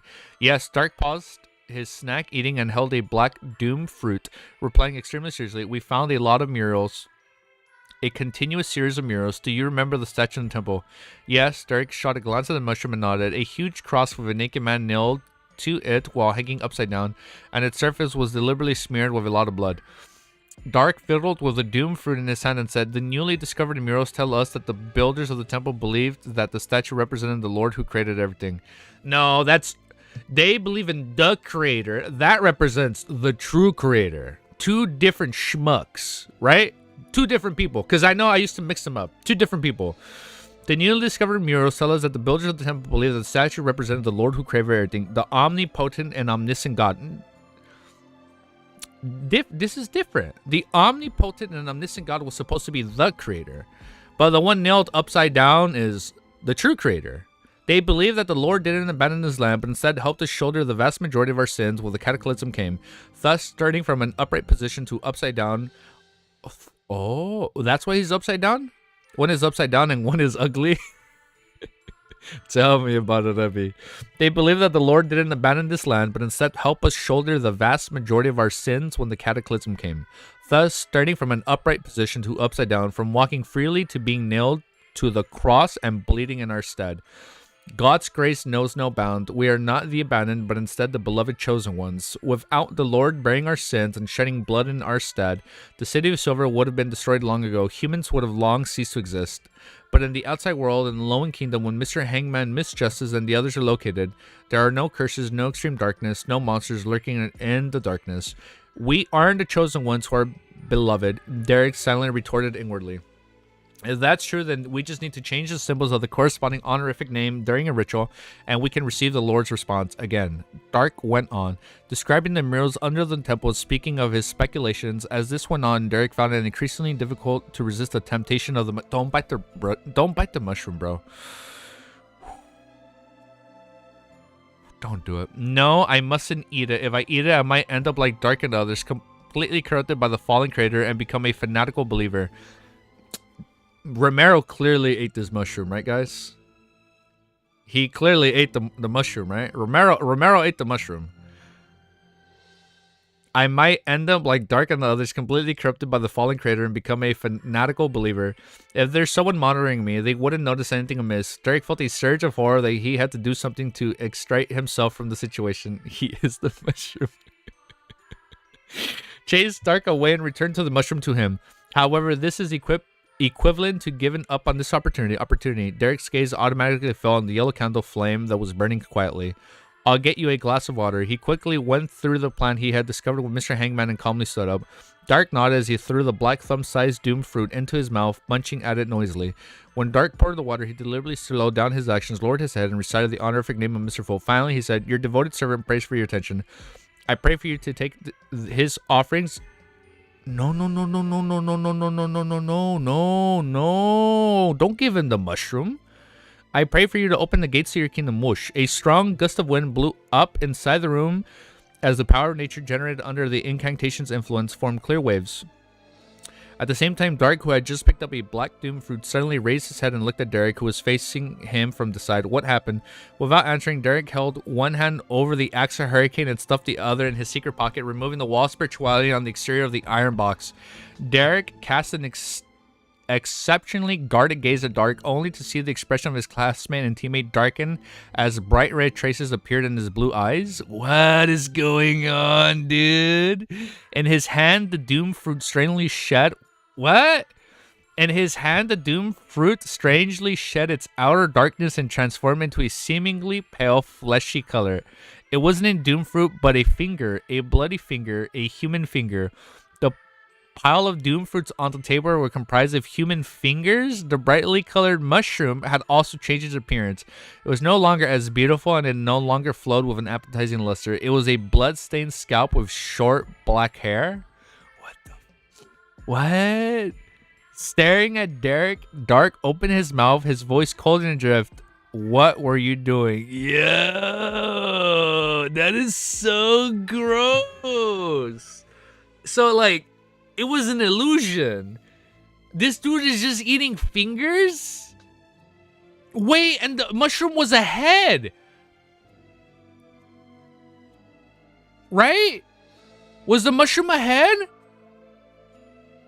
No. Right? No, the mushroom was a head. Oh, wait. Yeah. No fucking way I fucked up my recording. Jesus Christ. Wait. In his hand, the Doomfruit strangely shed its outer darkness and transformed into a seemingly pale, fleshy color. It wasn't a Doomfruit, but a finger, a bloody finger, a human finger. That is so gross. Ugh, this is cannibalism, not the potions. It was finger licking good. No, shut up. That's so fucking gross. That is so gross, dude. That's nasty. Oh, dude, I fucked up my recording. The VOD is gonna look a little scuffed. Oh man, the VOD is gonna be a little fucked up, man. Why? When the fuck did I pause it? I don't even know when I paused it. Whatevers. We'll go back. We'll fix the timestamp later. Shit, man. I gotta go back and record that last part. When I think I got excited. You know what? I think I paused it when I keep fucking adjusting. I think I paused the recording when I was changing the music. Yeah, so I just have to go back and record it. Mushrooms are pretty good. That's gross, man. That's scary. That's scary, dude. We will prepare it for you. You will not even know what you'll eat. That shit is gross, dude. That's fucking nasty. It's trippy. So, like, it was giving off the illusion of this beautiful mystical thing. But then, when the illusion was broken, it was actually like, that's nasty. That's fucking gross. All right, let's go to the next chapter. I didn't even update up here. I didn't even upgrade up. What the fuck, dude? I was so... I fucked up my recording for sure. I literally fucked up my recording. Praise the true creator. And hell yeah. Hell no, dude. Fuck that, dude. No, we do not praise the true creator. Backland 15 Ming Street. As soon as Klein, who had crawled into the warm world under his quilt, heard what sounded like a prayer from Little Sun, he struggled to get out of bed and conjured a wall of spirituality. He then took 4 steps counterclockwise and went above the gray fog. Seated in the seat that belonged to the fool, he didn't hurry to examine Little Sun's request. Instead, he made the Dark Emperor card, paper figurines, and other items appear in front of him with a long bronze table in a neatly arranged order. According to the hangman's plan, the scene of the sun stimulated the mutation of the exploratory team's members would happen during a sacrificial rite. That way, when the matter was concluded, it would be quite simple to make the object that was borrowed from the world disappear from the scene, wiping away all evidence. After that, all the blame could be pushed onto Aman. As for Mr. Fool, Klein had agreed to Little Sun's request to simplify the ritual in an uncaring manner. All that was needed to be done were the key steps. At this point, he was waiting for the prelude to the ritual to be completed so that he could respond. Okay. Let's pause, update, and let's keep going. 399. Ooh, that is bad. I definitely fucked up my recording. Oh, we fucked up our recording so badly today, man. Ooh.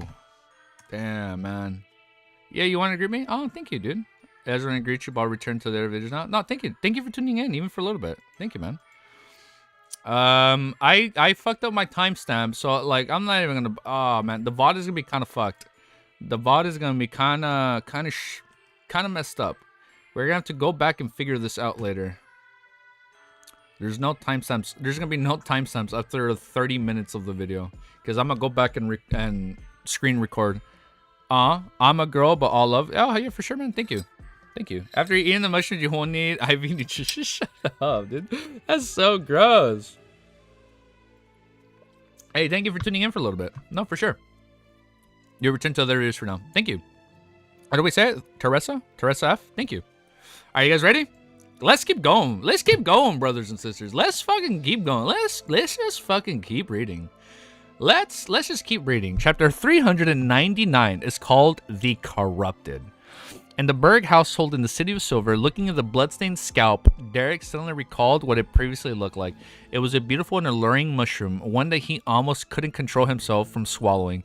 The doomed fruits are dark. Oh, I hear Ellie. Hold up, hold it. You guys want to see Ellie? Ellie! Come inside. Come inside. Come on. Come inside. You're scratching at my door. Come inside. Come in.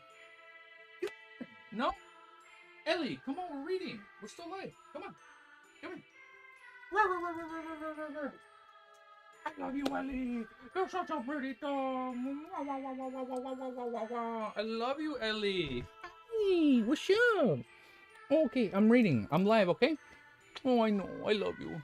I love you. You're so beautiful. You're so beautiful. I love you. I sent a drawing of Ellie in the artwork channel. Oh, no fucking way. Yeah, I'll look at it right now, Milosh. Yeah, for sure. Ellie is smart. She knows to not listen to the mushroom talk. I know. I forgot who fucking said it, that Ellie probably just feels bad for me talking into the screen. And that breaks my heart.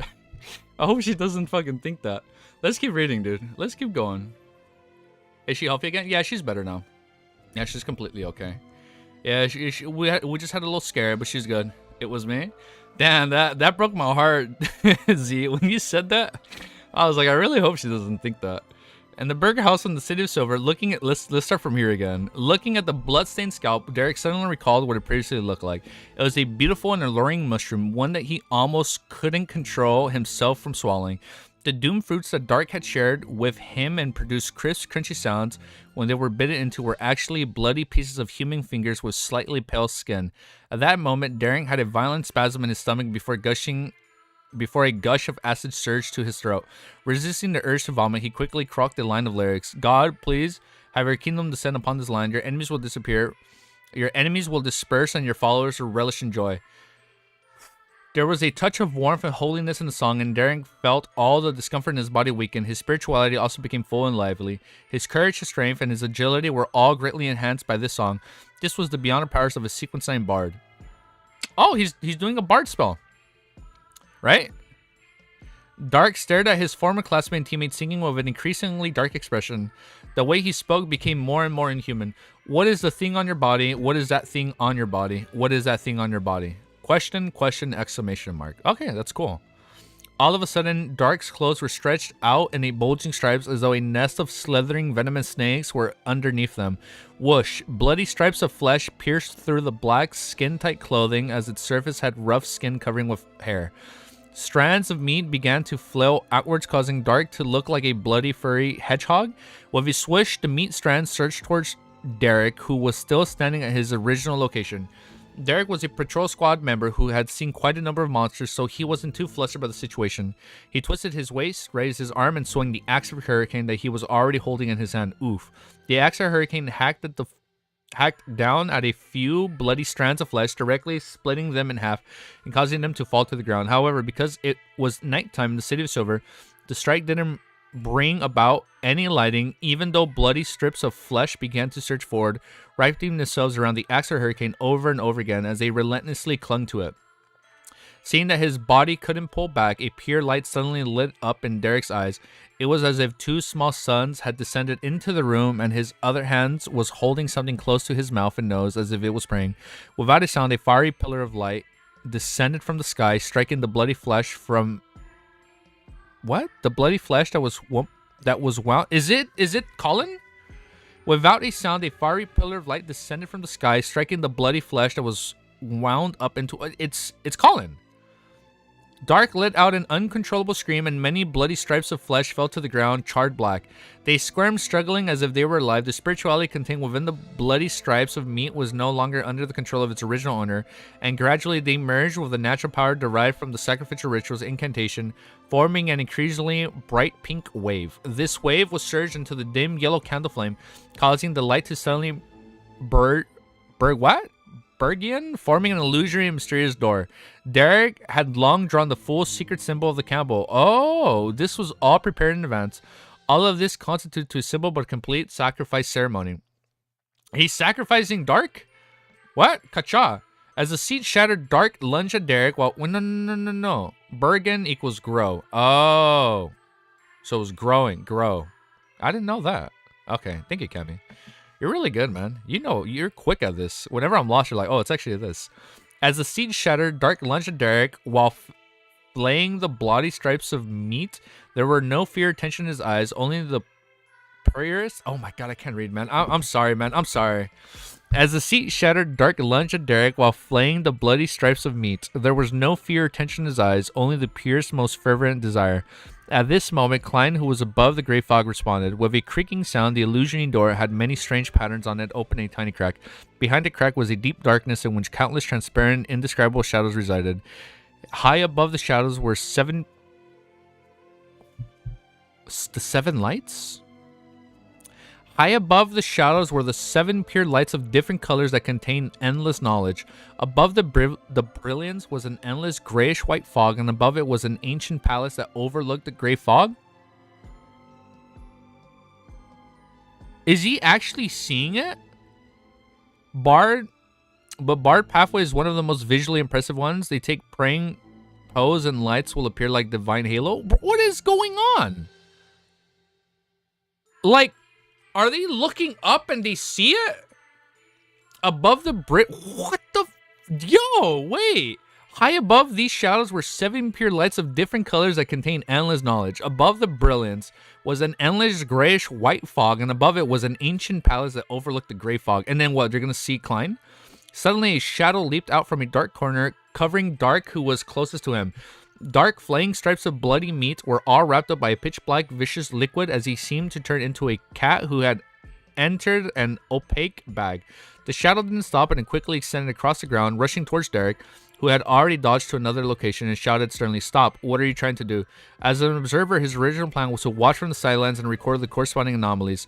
He would only take action to stop the two strange parties when the situation became unimaginable. But when he saw an illusory door covered with strange symbols open up with a crack, he felt intimidated by the deep, mysterious, distinct, and majestic scene inside. He instinctively believed that this was related to a terrifying evil god, so he could only take hastily actions, given orders, and attempt to forcefully interrupt Derek's attempts at performing sacrifice to the being. However, Derek had already chosen his location to be as far from the shadow as possible. Therefore, to stop the boy who was possessed by the mysterious Aman, the shadow observer had to bypass or take down Derek Regents first. However, his choice was the latter because of the obvious abnormality with Dark. Leaving his back to this being was an absolutely stupid move. Taking advantage of this opportunity, Derek took out the iron box from the concealed pocket and threw it towards the illusory door and conjured it by the candle flame towards a crack that presented a magical scene. As the iron box disappeared, the door that was covering in strange symbols and characters closed with a clang before quickly vanishing. At this moment, Derek remembered Mr. Hangman's words, and he deliberately warped his facial muscles and savory moved towards the shadow. Before the shadow blanked him, he suddenly coughed violently and covered his mouth with his hand before falling to the ground. The pitch-black shadow emanated and completely covered him. The room returned to silence, but there were now two huge black chrysalises on the ground. After a while, the pitch-black vicious liquid withdrew and reformed into the shadow. With the chrysalises, the silhouettes of the Derek and Dark appeared once more. The former lay there unconscious by a tiny strange... Oh, it's the worm! During the sacrifice ritual, the divine kingdom's projection will appear. Yeah, no, so it appeared. So it's like... So now we know, like, you can physically see the gray fog. That is so cool. So when he's doing that summoning ritual, right? Oh, hey, Vec. Hey, man, quick plug, bro. If you want to use that emo, it's a $1 membership. Am I right or am I right, Vec? That's a funny one. That was a funny emo. I forgot we put that one.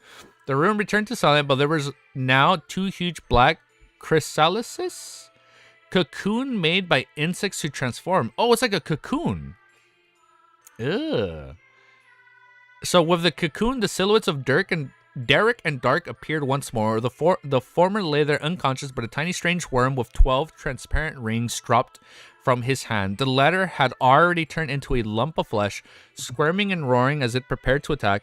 Faced with the situation, the observer had no choice but to spare some of his strength and once again wrapped him, using his shadow-like black liquid to envelop Dark Regnance, who had transformed into a monster. Glancing at the scattered pale fingers of the bloody scalp with his short black hair, the observer couldn't help but take a deep breath. Using his beyond powers to control the shadows outside, he created tidal waves to inform the chief inside the spire. Only after doing this did he carefully examine Derek's situation and saw that the strange translucent worm, the avatar of the Aman hid in Derek's body, is dead. Yeah, so it's like, so now they're blaming it on Aman.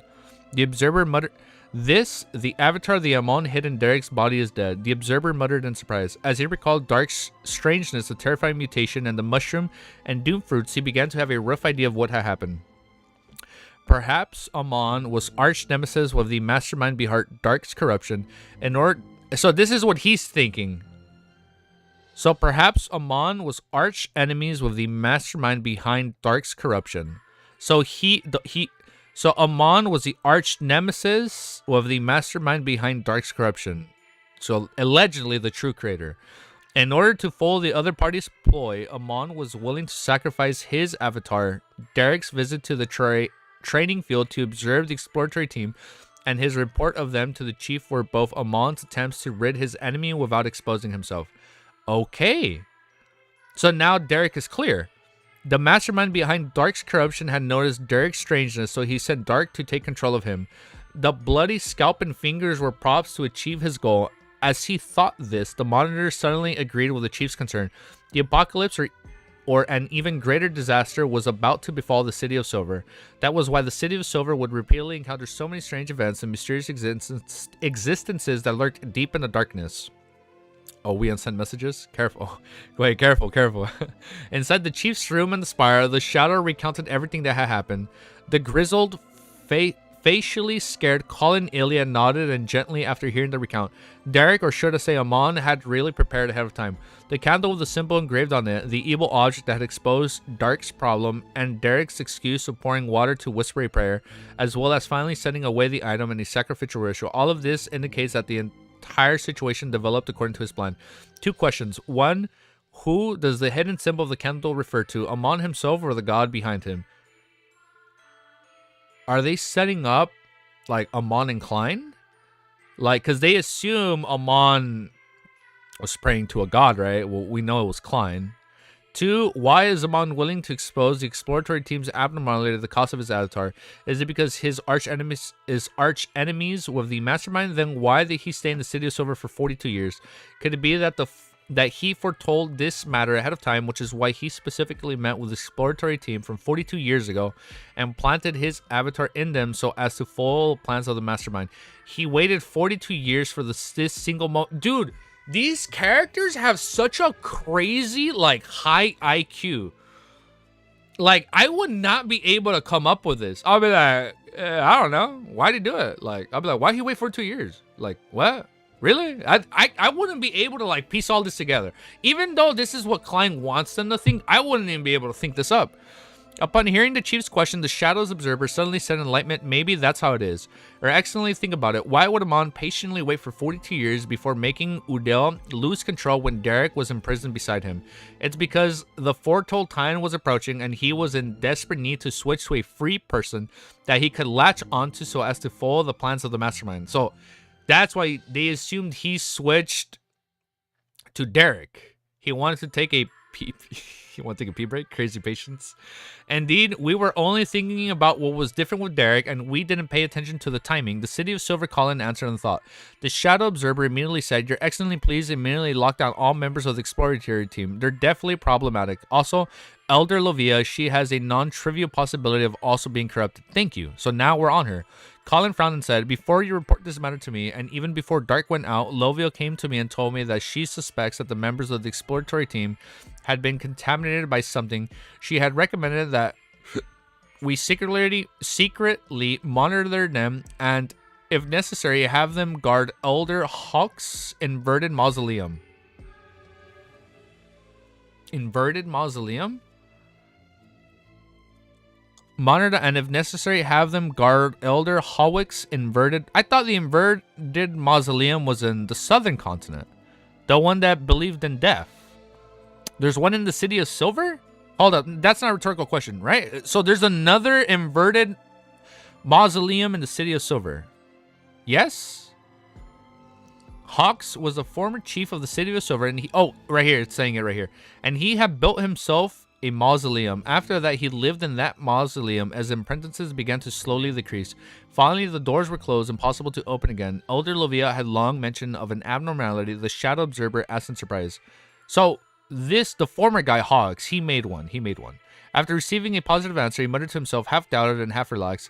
"It's good that Elder Lovia doesn't have any problems. I've already sent people to lock down the members of the exploratory team, but we can't ignore any other possibilities." Chief Colin let aside, I cannot pronounce his names. Yeah. So, yeah, the chief built it. Got it. Let Aya Floor come to me. I'll interrogate Derek Berg together with her. Let Iflor? I cannot pronounce that name. But for now, we hit the big 400s. We made it. I have to apologize, man. I don't know, man. I'm not in the right headspace today. So I feel like I'm stumbling my words a lot more than I normally should. And I apologize for that. But we're going to keep this chill. We're going to keep it fun. We hit a new milestone. We're at the 400s. The big 400. Shooting for 500. We'll be at 500 in like 2 streams, man. Trust. Damn 400. Congrats. Finally reached. Man, I'll be honest, man. I never thought we hit past 100. I thought I'd read like 5 chapters and then wait for the anime. But here we are. with 1,743 beautiful people and 31 people watching me live. So thank you guys. Let's pause.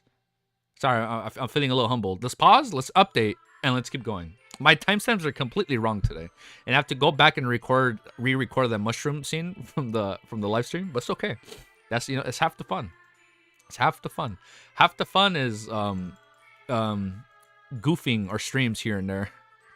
That's half the fun. And dude, I need to buy new fucking external hard drive ASAP, bro. I have like 200 gigs of space left on my main drive and 200 gigs on my external SSD.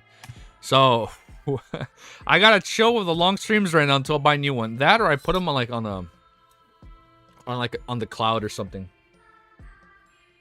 Damn, I finished my coffee. I kind of want more, but let's fucking keep going, man. Ooh, here we go. 400. The growth of the rookie. Artwork channel. Let me see. I have it open right here.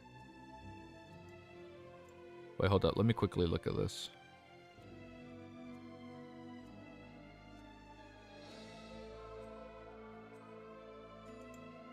Oh, I see your message, Misty. No, all good, bro. Did I join? Oh, you guys are in the voice channel. Okay, hold up. Let me look quickly at the artwork.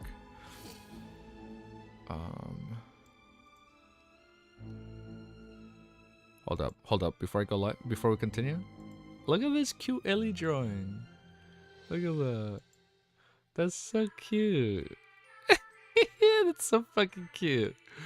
Wait, look how fast look how fast I'm gonna add this to right here. Hold up, look how fast I'm gonna add it right here. I'm gonna add it so quickly. Look. I'm really quick at this now. Hold up. I just hit plus. Hold up. Let me add the drawing, dude. Thank you. Like, I already added it. I added it. That's so cute. Thank you for drawing that, Milosh. Thank you. Did a sketch a few days ago and colored today? Oh, no, man. That's a cool one. I remember watching that anime. Oh, wait, that's a spoiler. I probably shouldn't look at that one, right? I forgot to send this yesterday. Good job. Oh, that was a good one, username. Is that Mushoko? Milosh, bro. That ain't even funny, dude. That's just... I don't know how...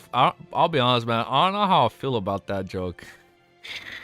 I'd say incentive, but I don't know, man. That one was... That's a little too on the nose, man. I think we should probably chill with those kind of memes. But let's keep reading, dude. Let's fucking keep reading. Hold up. Hold up. I probably shouldn't be looking at spoiler images. Let me close this before I get too crazy. That was a cute fluffy Ellie. Look, so now you guys are gonna see fluffy Ellie here. Ellie, you're famous. Wait, come here. You're so beautiful.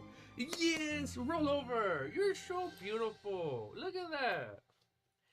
Ellie, you have a whole group of people that love you and are drawing artwork of you. Look at that. They love you. You're so lazy. You're like half asleep right now. Ellie, look, they drew you. Yeah. All right, here. Go back to bed, okay? Here, lay down, lay down. Lay down. Lay down, Ellie. I think she wants to go down. Okay, she wants to go out. Let me let her out.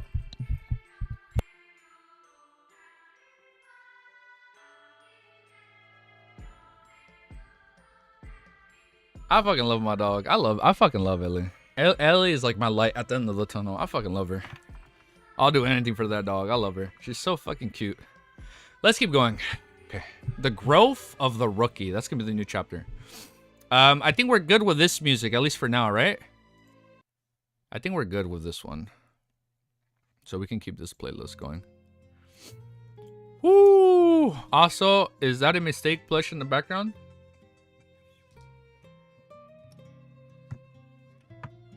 Wait, which one? What plushie?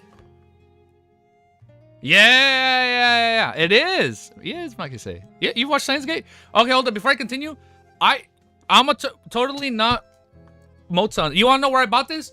I bought this in Akihabara. I was in Japan. Back in March. I literally bought this in Akihabara. I went inside the same radio tower where like Okabe, where they're looking at it. Oh, it was so cool, bro.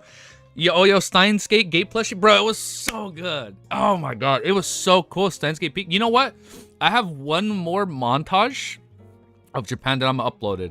My fucking phone overheated so much, My phone reset it on me once, but I was able to put 720 videos. Like half a second of 720 videos. I took half a second of every single video I recorded in Japan, and it came out to like 6 minutes long. So I think I'm gonna upload it. Science Gay is my only ultimate obsession. Played in all the. Oh, you played all the. I haven't played the visual novels. I own it. You probably can't even see it, but I do own the visual novel. Hold up. Let me do a little flex. Hold up, because I used to be. I was like deep into anime, bro. I was deep into anime.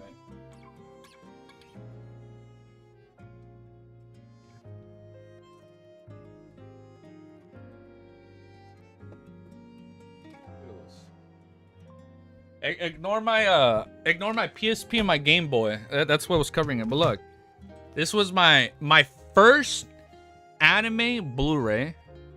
Feet. And look at that. I haven't even opened it yet, bro. Look at that. I bought this at Anime Expo like in 2016, dude. And I still haven't opened it. I just have it right there. I just have it. So cool, dude. So fucking sick. Yeah, don't look at my feet, guys. Hold up. Don't look at that.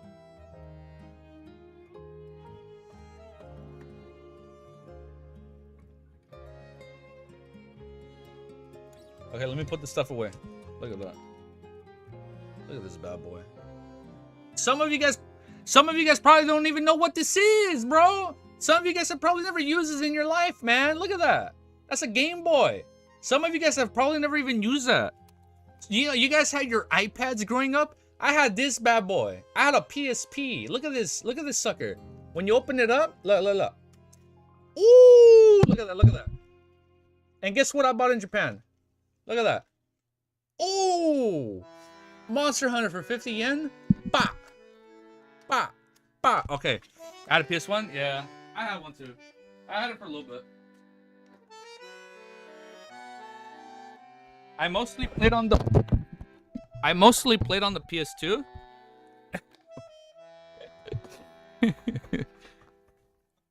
I had a PS1 for a little bit. But I remember they traded it in and they got us a PS2. I mostly grew up with the PS2. Back then I didn't want a GameCube because I didn't want the games they had. I regret not buying one. Now they were super cheap. Games were cheap too. I've got a Game Boy too. I was PC all my life. Bro, PC was too expensive for me back then, and I didn't have internet. Ooh, for decades, bro. Sup? Saddest meow. Did you finish reading? I have not finished reading LHM. We hit a new milestone. We're at 400. Shooting for 500. All right, let's keep reading.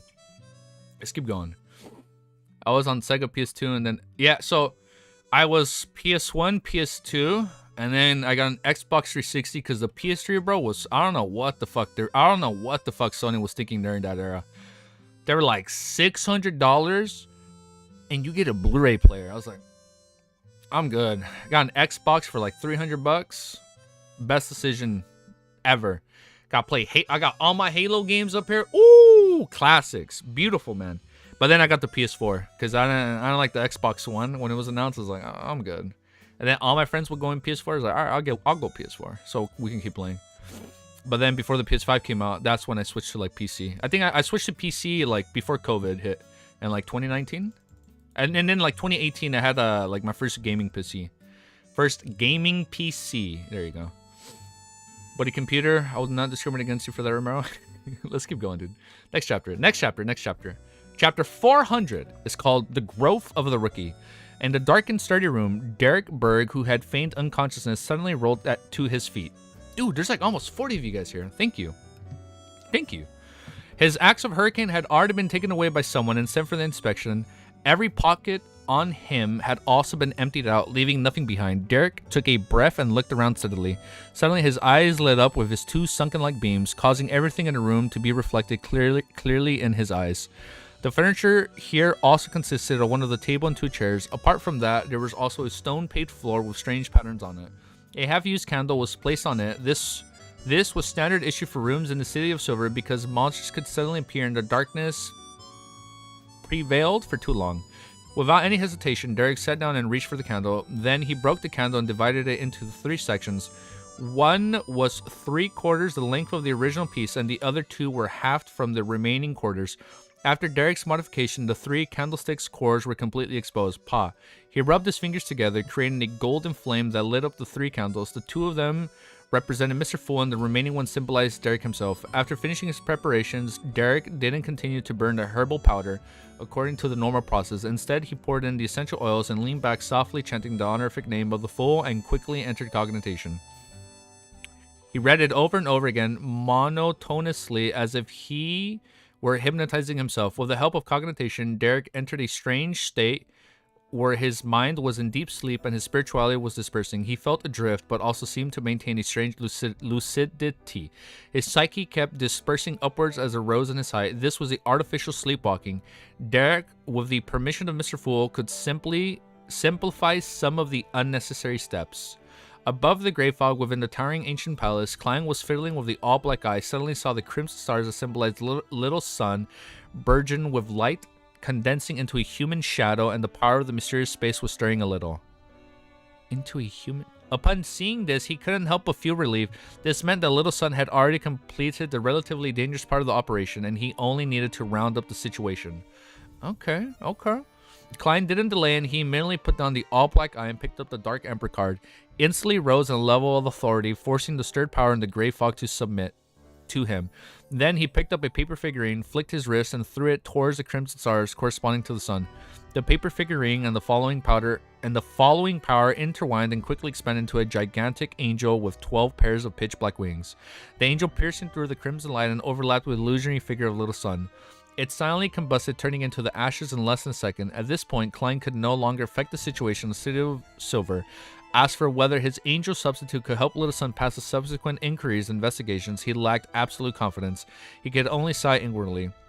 With what has to be done completed and with all the hard work put in, all you can do is wait for fate's arrangement. Hopefully, it will be a good result. So this is him waking up. In a daze, Derek was an angel, and Derek saw an angel descended from him with an aura that covered the heavens, wrapped him with 12 pair of black wings. He suddenly came to his senses as 3 candles burned quietly in front of his eyes. After sincerely thanking Mr. Fool, Derek finished the ritual and extinguished the 2 candles which were part of the original quarter. Then he pulled them out and created a brighter golden flame in his palm. Drip, drip, drip. The 2 candles quickly melted, dripping into wax on the remaining candles of the area surrounding it. When the candle burnt away completely, there was only 1 candle left on the table. It was shorter than before, but it wasn't very obvious. It seemed like it had only been burning for a short time. After removing the remaining traces, Derek extinguished the last yellow flame candle. He sat up in silence, staring ahead. For a long time, he didn't do anything. He was worried that the 6-member council wouldn't react fast enough, allowing the exploratory team members to corrupt the remaining residents of the City of Silver with mushrooms and doom fruits. He was afraid that the chief and the others would find additional clues elsewhere, thwarting all his preparations. He hated those outsiders who lurked in the depths of the darkness, constantly carrying strong malice, including Aman and the fallen creator. He felt guilty that he had avoided the expedition without warning Dark and the rest, causing them to turn into corrupted monsters. He had painfully eliminated a classmate who could be considered a friend with his own hands. Although Derek didn't see Dark's ultimate end, he believed that a man who had transformed into the state was already no different from dead. Derek didn't know how long he waited while experiencing those mixed feelings. Midway, he even rekindled the candle. Finally, he heard the sound of the seal being removed and the door opening. Turning his head to look, he saw, with the aid of the dim yellow candlelight, a woman in a black skirt walk in. She had her hair tied up in a ponytail, and it hung down at her waist. Ma'am, I cannot pronounce his name, bro. I cannot pronounce this. Ma'am Iflor? Ma'am Iflor. Derek subconsciously called out.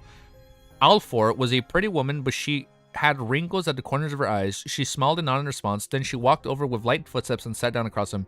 Do you have anything you wish to say? She asked gently. Derek instinctively lifted his head and looked over, only to suddenly discover that her pupils had somehow turned into golden vertical slits. His mind went adrift as he seemed to enter a sleepwalking state. Alfor? Iflor. Ah, I get it. IDK. How do you pronounce it? IDK. Eye floor adjusted the candle flame, letting the dim yellow light completely shine on the boy's face. Her pale golden pupils became increasingly indifferent, just like an emotionless audience.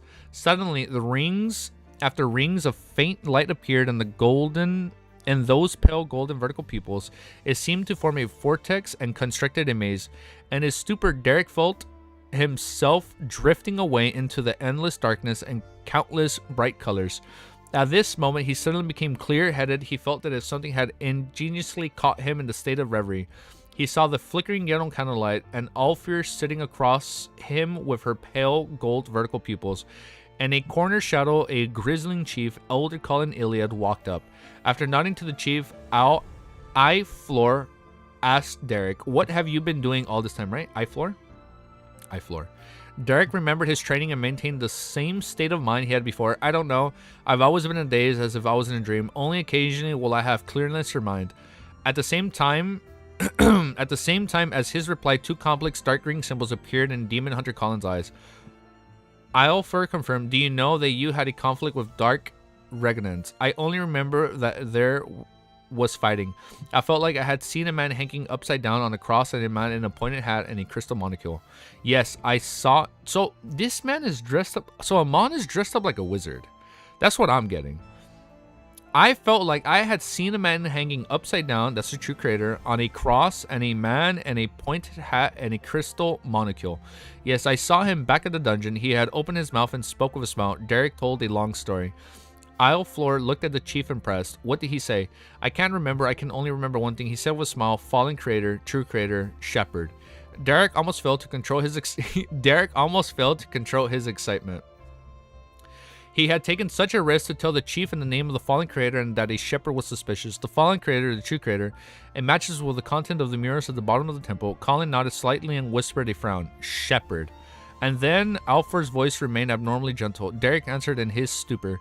After that, they clashed and there was a lot of light, very bright lights. Then I woke up and kept coughing. The dark green symbols in Colin's eyes didn't fade this entire time as he had motioned for Evelyn to ask about the details. Derek answered, "My goat, my lord, praise the He definitely ate the mushroom, guys. I get it now. Someone slow-mode Romero. No, he's chill. He's chill. He gets a pass. He gets a pass, guys. Derek answered selectively, and he had pushed the blame onto Aman. According to his script, he claimed amnesia on anything that went beyond that. Finally, I Floor asked, "Where did you get the axe? Where did you get the Sun Pathways potion formula?" "I bought the axe from an underground market. That person was masked, and I could only tell that he was male. The Sun Pathway potion formula was left to me by my parents. They had discovered it during an expedition," Derek answered confidently. "These were points of suspicion that had always been there, so the hangman man had assumed that they were bound to ask them while he questioned. Therefore, he had made Derek to repeatedly rehearse the answers. Although the City of Silver's underground market was semi-open, there were still people who tried to conceal their identities for a variety of reasons. This provided the best explanation for Derek." After I Floor finished seriously listening to him, she turned her head sideways to Demon Hunter Colin and said, "He's not lying. There's no way he can lie. I'm using the powers of Glory Crown." How are they not detecting these lies? What is he using? Oh, is it because Klein's angel cleansed him? Big Bro Alger? Literally Big Bro Alger that's always glazing Klein. It's the Fool's Angel, right? Yeah, it's the Fool's Angel. That's what I'm thinking. So, okay, it's like, got it. It's okay, I got it. It's like his aura is like concealing it, right? It's concealing his, like, the detection, right? I get it. Because the angel is like a higher sequence and like the angel is like cleansing Derek. I assume 8th floor is a lower sequence than the angel, right? Or like in terms of mysticism, and like that's why she can't like penetrate the angel's barrier. The paper angel baby. Yeah, I get it. Okay, now I get it. I was like, how the fuck are they not detecting all these lies? He's not lying. There's no way he can lie. I'm using the powers of Glory Crown. Colin nodded his head and said, in this state, he doesn't show any traces of evil, degeneration, or corruption. Discovering these traits was a special ability of a demon hunter. As a high sequence job, not high enough for Klein. As a high sequence job, demon hunters were the best at concealing their movements and intentions, making it impossible for them to be detected by targets who could foretell danger. Therefore, every demon hunter was a devil's nemesis. After some thought, Colin got up and left the room. He said to the shadow in the corner outside, "I'll release Derek later. I think he's fine for the time being." However, secretly monitoring him for a while, if Aman is able to produce 2 avatars, he might even be able to create a 3rd. Yes, Chief, the shadow responded respectfully. After Derek woke up, the interrogation chamber was empty, with only words, information informing him that he was free to leave. He secretly heaved a sigh of relief and he began to walk out. While doing so, he thought of Mr. Fool's hangman's advice. You can relax just like that, and he ended up careless. The secret surveillance will definitely continue for some time, otherwise your chief is lacking. Yes, I can't even recite the honorific name of Mr. Fool anymore for the time being. Derek muttered to himself as he walked down the spiral staircase. As he walked, he suddenly saw a familiar figure dressed in a purple striped black robe. It was the beautiful shepherd, Elder Lovia. Her pale gray eyes swept over Derek, and a gentle smile appeared on her face. Nah, man, she's sus. Back in her room with an indifferent expression, Lovia walked to the desk and unfolded a piece of parchment that was made from leather. Her left hand pinched the index finger of her right hand and snapped the tip of her fingers. However, not a single drop of blood dripped. It was as if her blood had been gathered on the surface of her finger. With the finger, she drew a complex symbol on the piece of paper. It was made up of pupilless eyes, which represented secrecy, and contorted lines, which represented change. After careful examination, she wrapped the fingers with a piece of paper, stuffed it in her mouth, bit on it noisily before swallowing it all. With only 4 fingers left, flesh and blood suddenly squirmed. What? With only 4 fingers left, flesh and blood suddenly squirmed around the wound on her right palm. It quickly grew into a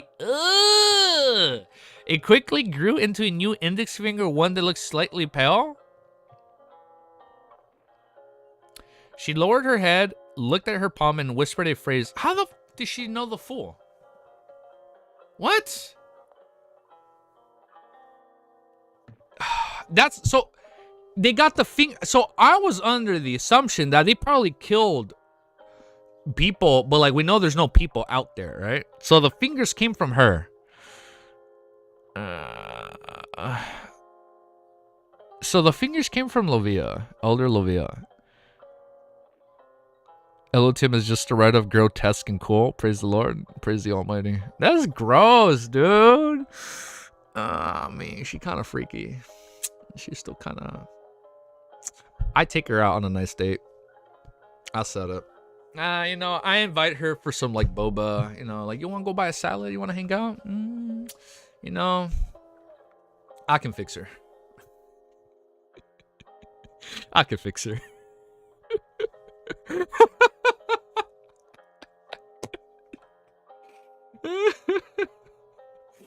She ain't gonna know. She don't gotta know.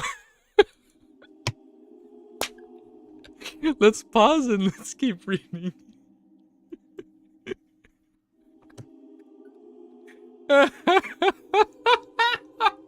Oh shit, she ain't gonna know. Hold on. We gotta delete the stream.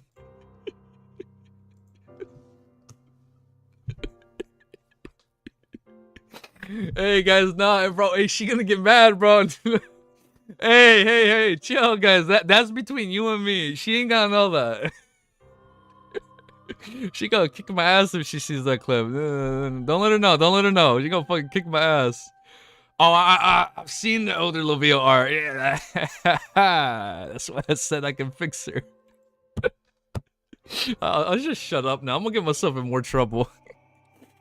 Yeah, she gonna whoop my ass, dude. All right, next fucking chapter, 401, dude. Oh shit. Oh man, let's keep going, man. All right, let's see. We've read 1, 2, 3, 4, 5, 6. We're on the 6th chapter. Okay. Yeah, sorry our pace. Sorry my pace is a little slow today. I'm not gonna lie. Yeah, sorry. I'm trying to take it a little slow today since it was kind of announced. If we do stream later, after I do my video with Anime Wiz, I can go live. But here's the thing. Let's talk a little bit more. Since I'm probably not tomorrow. If I do stream tomorrow, it's gonna be an unannounced stream. I don't know how long I'm gonna be at the hospital, right? I'm not gonna stream at the hospital. But what's it called? If I don't stream, I might either stream later tonight or I might not stream tonight to make up for tomorrow, because the Miss Easy Geeky, is finally on the last Lord of the Rings movie. She fucking made it, bro. Like around this time tomorrow, I'm not sure if I'll be back home yet. Like that's the thing. Like I don't know if I'm gonna be back home at this time. Like I don't know if I'm gonna be out all day, or like I don't know if I'm gonna sleep over there. It's like I'm not sure yet. Yeah, that's why I did an unplanned stream today to kind of like make up if I don't stream tomorrow, because I don't know how long it'll be tomorrow. No, Lord of the Rings was so bro. Even as a kid, bro, Lord of the Rings, man, that shit spoke to me. Red Devil got so mad. He got so mad you said that. Well, I can see people saying, like, back then, like 20 years ago, they didn't make, 20 years ago, bro. They didn't make movies like that back then, bro. Like, there is no trilogy like Lord of the Rings, bro. Like, dude, there's no trilogy like that movie. That should have been a saga. Like, that shit could have easily been broken down into 6 fucking movies.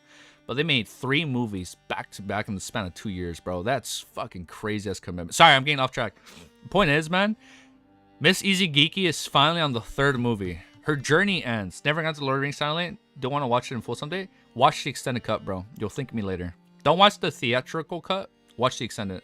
The true kid is boring. Yo, Romero's gonna time me out, Richie. You better be careful. Extended edition Blu-ray. Fuck yeah, bro. Look at that. Bro, I got the Blu-rays, and then I bought the 4Ks behind. Some of you guys might not own these, but behind all my Blu-rays movies, I got the VHSs, bro. I was on Lord of the Rings, man, since I was a kid. That shit was good. He said surely not Blu-ray. Yeah, I got the Blu-rays. I got the 4Ks. I got the DVDs. I got the VHSs. Man, if that shit was in Laserdisc, I would have had them too. But yeah, point is, Miss Easy Geeky is on the last movie, 3rd movie, Return of the King. After that, her journey to Mordor is finally over, and we can be done with it until we rewatch it next year, right? Because I rewatch them like by season, bro. Every 6 months, I'll sit down and watch them like back to back if possible. So if we don't watch it tonight and she's not feeling it, I'll come back and we'll stream more. Damn, it took me so long to get my fucking point across. I'm sorry. It's such a big pillar of fantasy as a genre. It's insane. Yeah. Man, I haven't seen a VHS in so long. Like, what's up, V? Hold up.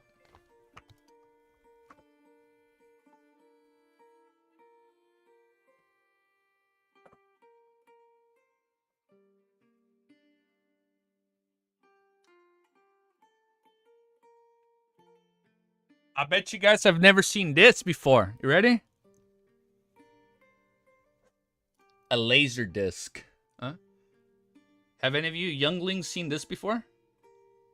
It's a laser disc, bro. It's a laser disc. This was before DVDs. Look at this. Look at this. They got this is the whole movie. This is the whole movie right here, dude. Look at that. That's the whole fucking movie right here. Let me put it away now.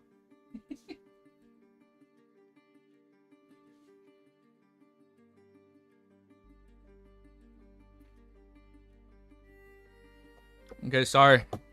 Is your room as a museum? Honestly, you know what friends have told me before? Like, dude, his room is like a collection of collections. Like, he's a collector of collections. I got vinyls, I got laser discs, manga, Blu-ray, movies, anime. I got it all. I got a fucking ocarina that I've been trying to learn and I haven't even gotten into it. Was this before or after VHS? Laser discs were before, dude. Yeah, laser discs. I'm pretty sure we were before. Let's keep going. Let's keep going. 401.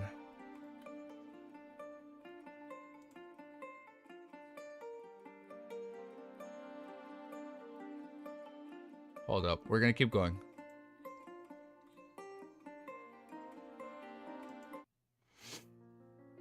Back in my days, I still had hair, and I had a VHS. I had a PS1, and my back didn't hurt. Let's fucking keep reading. That fucking made me laugh. Let's keep going, dude. Chapter 401 is called Divine Epiphany. Backland in the basement that resembled a temple. Mr. A? Yeah, I agree with you. Totally. Wait, we're getting Mr. A. We haven't heard of Mr. A since like Volume 1 and Mr. Z, right? These were the... one of them was allegedly from like the Aurora Order. But that's all I remember. Back in my days, if dinner was cold... No. I'm not even going to read that out loud, Kami. You're going to get me in trouble for saying that. Backland in the basement that resembled the temple, Mr. A, dressed in a hooded black robe, motionlessly, quietly knelt in front of a figure of the hangman giant for an extended period of time.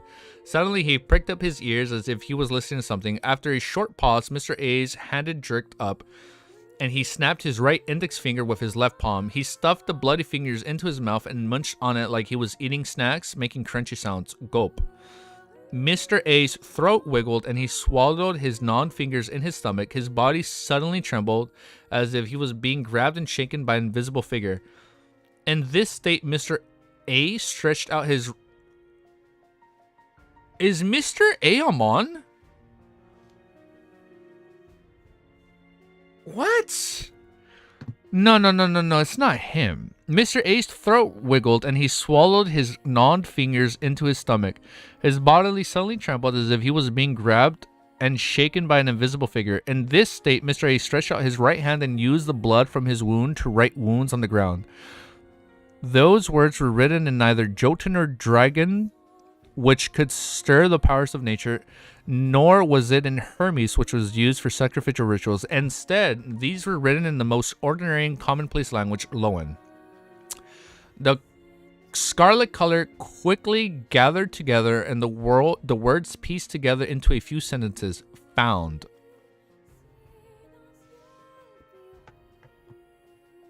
The fool that doesn't... What?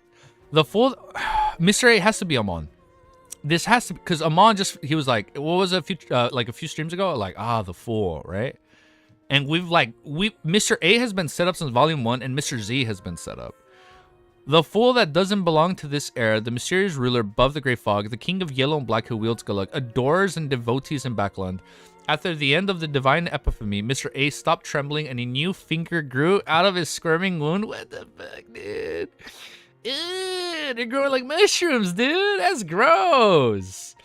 Ew. He lowered his head and carefully read the words he had just written. The corners of his mouth curled up in the shadows. By your divine revelation, Mr. A humbly prostrated as though he had found the meaning of his existence once again. Oh, okay. All right. City of Silver at the...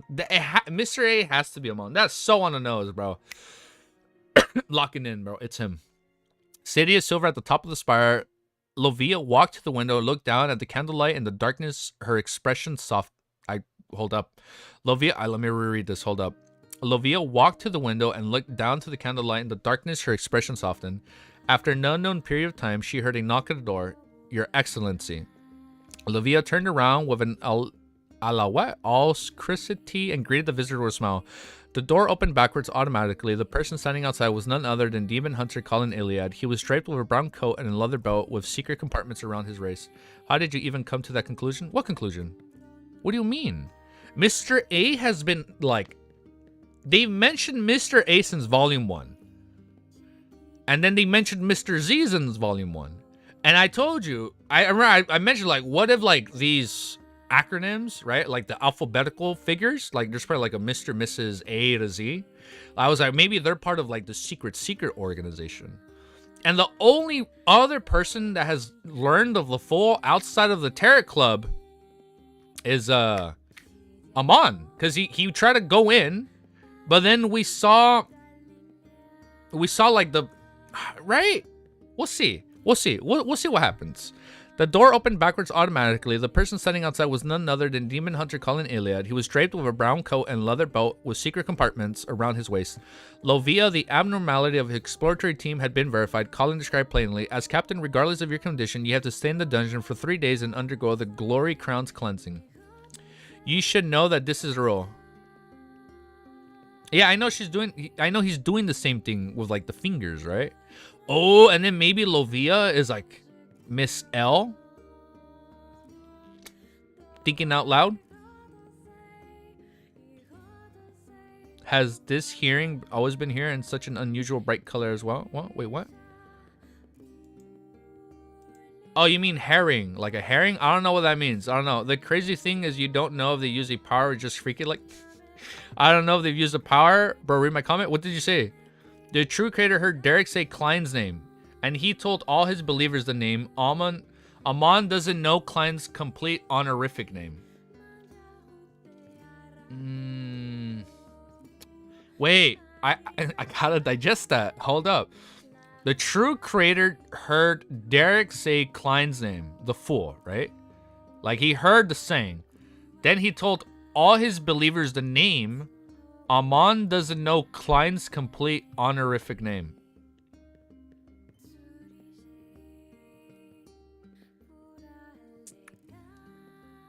Aman only knows the full, not the three. Like he doesn't. Okay, so he doesn't know the full like honorific. He just knows the full. The true creator knows the three, right? Because he heard Derek say it.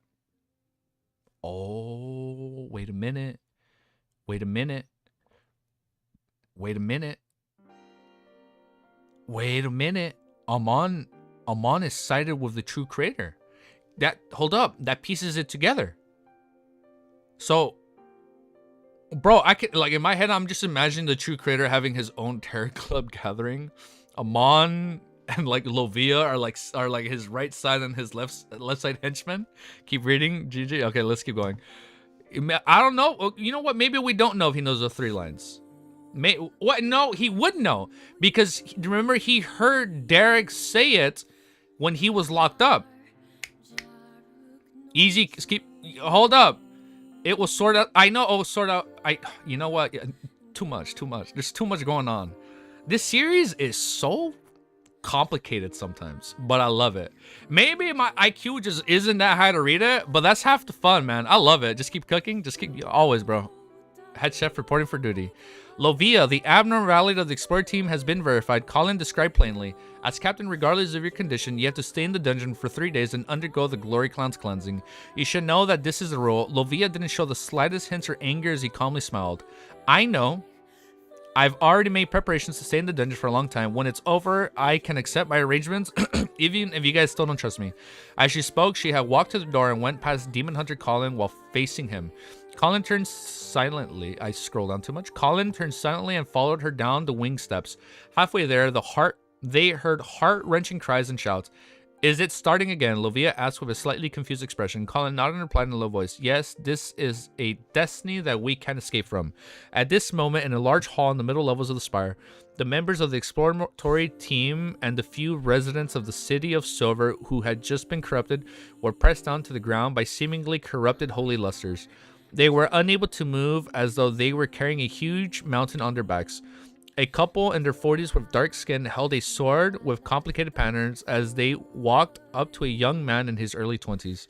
The young man's body had already turned into a meat slush, but his head was still intact. Only a long... What? Only a long, thin, blood-red tendril grew out of it?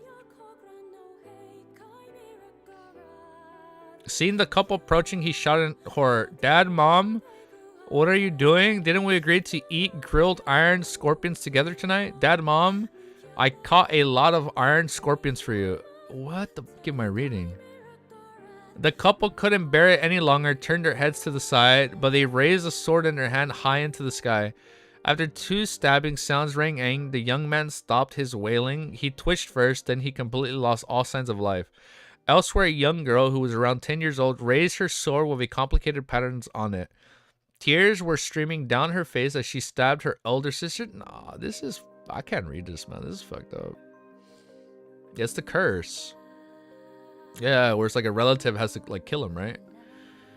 The girl lying on the ground suddenly laughed and gently said, From today onwards, you'll have to live your own life. Don't be naive anymore. The girl immediately cried until her vision turned into a blur and the sword in her hand stopped in midair. However, a strong palm pressed the back of her hand, pushing it forward. Oof. This girl was left stunned as though she couldn't hear or say anything. This was the ancient curse that everyone in the City of Silver was under. They have to kill their own blood relatives to prevent them from turning into terrifying and strange evil spirits after their death. Therefore, even though... Yeah, I was going to say this. So who killed Dark? The guy monitoring them, right? So was the guy monitoring one of Dark's relative? Oh, right here. Therefore, even though Dark had completely mutated into a monster and was corrupted by an unknown existence, having no value in interrogating, the Shadow Observer didn't dare to kill him on the spot. Instead, he tried his best to restrain the monster and bring it back to the spire. Oh, to wait for his parents. Otherwise, the situation would have only become worse. Wait, pause. What happened? Tongue punched my fart box. What the fuck? There were so many messages that popped up at once that were instantly deleted.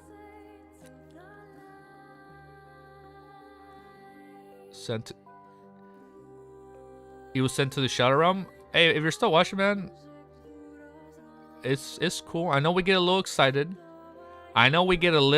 Sometimes, but I don't know what it was. I'm not gonna read up here because that's clearly the spoilers are still up here. So I know the spoilers are still up here, but the chat is clean. It was some random kid spamming empty messages. Oh, he was a spammer. Yo, hey, I'll be honest. I don't know if I should be humbled that we got a spammer. I didn't even see what the spam was. But I mean, it's okay. It was only a few messages. We'll see what happens. Mans is too excited. Let's keep going. No spoilers, just spam. Okay, it was just spam. Well, I mean, if it's just spam, we can't get mad at that. That's okay. Maybe they were excited, right? Maybe like, oh my god, I joined. Right? Maybe they were just excited to tune in, bro. Let's keep reading. Let's keep going, dude. Let's do this. Hey, you're in the big leagues now. Hey, I'm kind of humbled, man. Hey, I'm kind of humbled. Hold up. That's kind of exciting, brothers and sisters. It's a little exciting. It's a little bit exciting. That's cool. Let me find my place. Let's continue from right here. Instead, he tried his best to restrain the monster, bring it back to the spire to wait for his parents. Otherwise, the situation would only become worse. The exploratory team members were currently receiving the same treatment that they had been subjected to, a process that remained unchanged for more than 2,000 years. Although no one knew if they would mutate after dying in this state, no one dared to gamble on it. Fortunately, the City of Silver didn't have a large population, and all of them lived in the same era. Under the arrangements of the upper echelon for each generation, there were quite a few people who were related to each other by blood. Even if they were limited by the 3 generations, they would still be able to find quite a few. Because of this, the Beyonder in charge of setting up a patrol team would first have to consider the matter of blood ties in order to prevent unexpected situations from occurring. The requirements for exploratory teams weren't that strict because of their missions were always to invade deep into the darkness and stay far away from the City of Silver. Even if they died or mutated, it wouldn't affect everyone's safety. Once a resident no longer had blood relatives within 3 generations, they would be placed under strict surveillances, and as soon as he became seriously ill or visibly aged, he would be exiled into the depths of darkness away from the City of Silver. Damn. When the previous captain of the exploratory team, Udell, was isolated in the dungeon, there were actually 3 elders in Spire. However, the one who took action was Chief Colin Iliad in the end. Otherwise, they could only attempt a seal. This was because Udell was the elder brother of his direct kin. Shepherd Lovia and Demon Hunter Colin silently entered the bottom level of the Spire. Accompanied by a few Dawn Paladins, they arrived at the depths of the dungeon. Soon, both of them stopped outside a cell. The Dawn Paladins dispersed themselves a distance away. Without any abnormalities, she walked into a room with a single bed, a table, and a single candle and a moderate pace. Before the metal door closed, she turned around and looked at Demon Hunter Colin with her pale gray eyes. Your Excellency, you once told me that when the residents of the City of Silver leave this place and die in the depths of the darkness, they wouldn't immediately turn into evil spirits. A few days have passed. Therefore, the other members of the exploratory team have plenty of time to put open a distance from them. Colin nodded and expressed his agreement. Lovia closed her eyes, revealing a sad smile. An expiration 2 months ago, a team member died in front of me. I pretended to be separated from the rest of the team. I waited there for 5 days, but he didn't turn into an evil spirit. Demon Hunter Colin looked at her in silence, not saying anything until the metal door closed with a clang and the seal took shape. Let's continue. in the ancient palace above the Great Fog. After waiting for a while, Klein was finally relieved when he saw that there were no changes to the crimson star which symbolized the sun. He should have succeeded. He rubbed his temples, wrapped his spirituality around his body, and descended back into the real world. As soon as he felt the presence of his body, Klein experienced a bitter cold. He sneezed, and he quickly removed the wall of spirituality and crawled back into bed. Sadly, his bed was already ice cold. Fortunately, my body receives a certain degree of protection after entering the gray fog. Otherwise, I would probably catch a cold tomorrow. Klein wrapped himself tightly with his blanket inside. The current state he was in reminded him of a joke, and he heard his previous life. Warmth is basically gained by vibration. Before his bed warmed up again, he could only let his mind wander as he thought about all sorts of matters. Yes, there's no pressing matter for me recently. The magician's rules have been concluded. Even if I don't challenge them impossible and only engage in acting, normally I should be able to digest the potion around New Year's. My next task is to collect the beyond ingredients for the faceless potion and save up the necessary funds. But that's not something I can rush. The taunt strings in Klein's mind gradually softened, and he suddenly had the thought of resting for two to 3 days. As the bed warmed, he fell asleep without realizing it. When he woke up, he heard the church bells ringing 8 times. Klein stretched out his arm, felt the cold, and silently withdrew it. It seems to have turned cold again today. Since there's nothing There's nothing pertinent to do. It seems I can just continue sleeping in. Relaxed, he closed his eyes again. But after a while, he heard his stomach growling and felt the bulging in his lower abdomen. Life is full of hard choices, Klein murmured. After 10 minutes or so of struggling between the two feelings, he finally gave up, got up, and rushed to the bathroom next. After changing his clothes and washing up, he went down the first floor and took out some ingredients to cook butter noodles. This time, he didn't intend to use the meat sauce that he bought, but instead he wanted to try the meat paste he had made 2 days ago. This was the meat paste he had carefully chosen from the ingredients based on his memories. Although there were ultimately differences in the ingredients between the two worlds, preventing him from fully replicating the authentic taste, Klein still found it pretty good after sampling it. It wasn't long before he had a bowl of butter noodles with condiments and meat paste. He found it really wonderful. He found it a really wonderful morning. Keeping it with the tradition of this world, he browsed through the newspapers as he ate, and he checked if Eye of Wisdom had placed at first. Based on his late night thoughts from yesterday, Klein decided to have fun today, so he considered whether he should get a concert, an opera, or a play. The tickets to many of the music halls in the Westboro, Hillstonboro, and Sherwoodboro are all at least 6 solely, and if it's a famous musician, then they would even be on the order of pounds. Music halls specifically catered to common folk range from 6 to 9 pence. Those that are open to the poor with money to spare in Eastboro only need 1 pence. Klein flipped through the relevant materials to select his choice of entertainment for the day. At that moment, he heard the doorbell ring. Ding dong. Okay, let's pause the update. I see you guys talking about I see what you guys are talking about. Hold up, let me catch up. Hold up, let me just quickly update this. Hold up. We're probably gonna stream for another 30 minutes. That way I have 1 hour to go back, record the part I didn't record with the mushrooms, and then render it, and then start uploading it before I chat with Anime Wiz. That way I have like a good hour before it happens. So we'll probably go live for another 30 minutes. Let me just do this timestamp. So we can probably knock out like 2 more chapters. So now we're on 402. You're gonna fake the mushroom react? No, I'm not gonna fake it. I'm gonna go back and record the live stream. Oh, you're right. I think the chat froze. Oh, wait, no. It's taking a while to update. I see it kind of slowed down for a bit. I can refresh it. Let me see. No. We're good. Spam? Well, I don't spam, but like...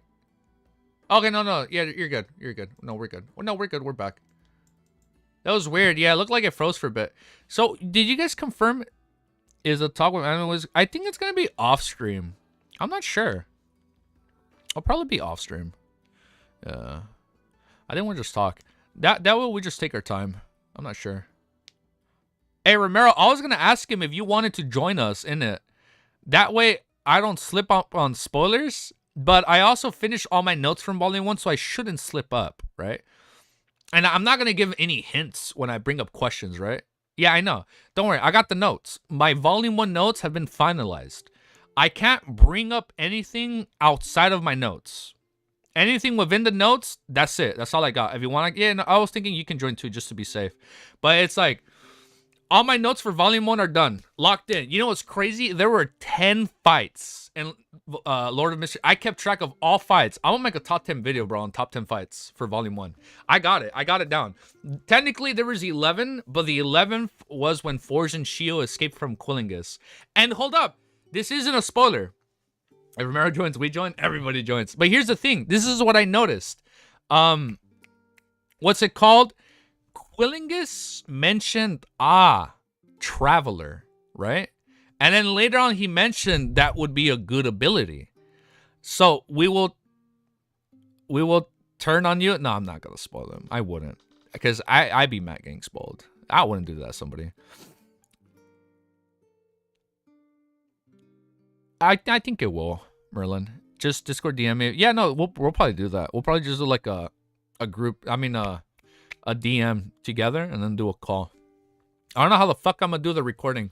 I don't know if me and him are gonna have our cameras on and then we just like, I go to full screen or I go to like, oh, Shama's went on PC and private thing. No, I go to like PC or whatever, show the whole PC screen on Discord and then like put a filter on the outside. I'm not sure.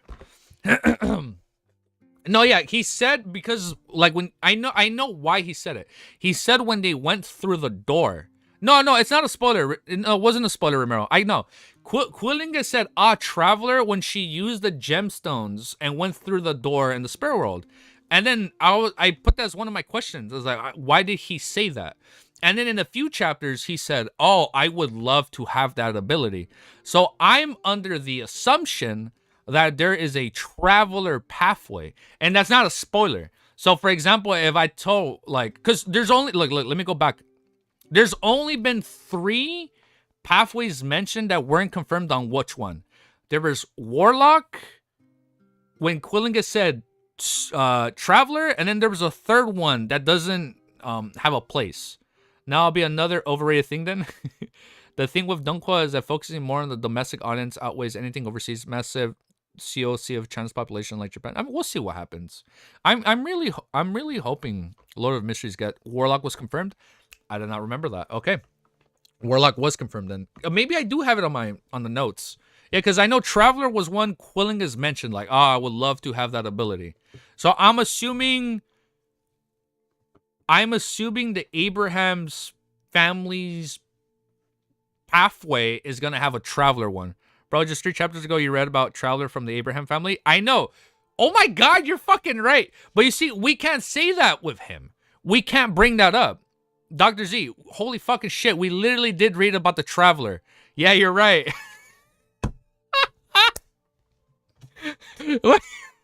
What, you see, that's good. It's good. That means I won't be able to spoil Anime Wiz when we speak. For a lot of your theories, you have all the clues you need, but you haven't quite connected them yet. But with time, you'll figure it out easily. I like that.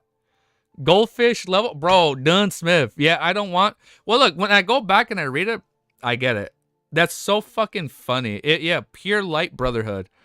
Yeah, it was from that chapter. Bro definitely follows the sleepless pathway. But you see, that's good. That means I can't even spoil him if I wanted to spoil him. And hold up. You guys let me know, because when I tuned into his finale for Volume 1, he mentioned Sequence 0. Was that... I thought that was mentioned in Volume 2. I know, I can't talk about... No, I know. I'm not talking about anything that's in my notes.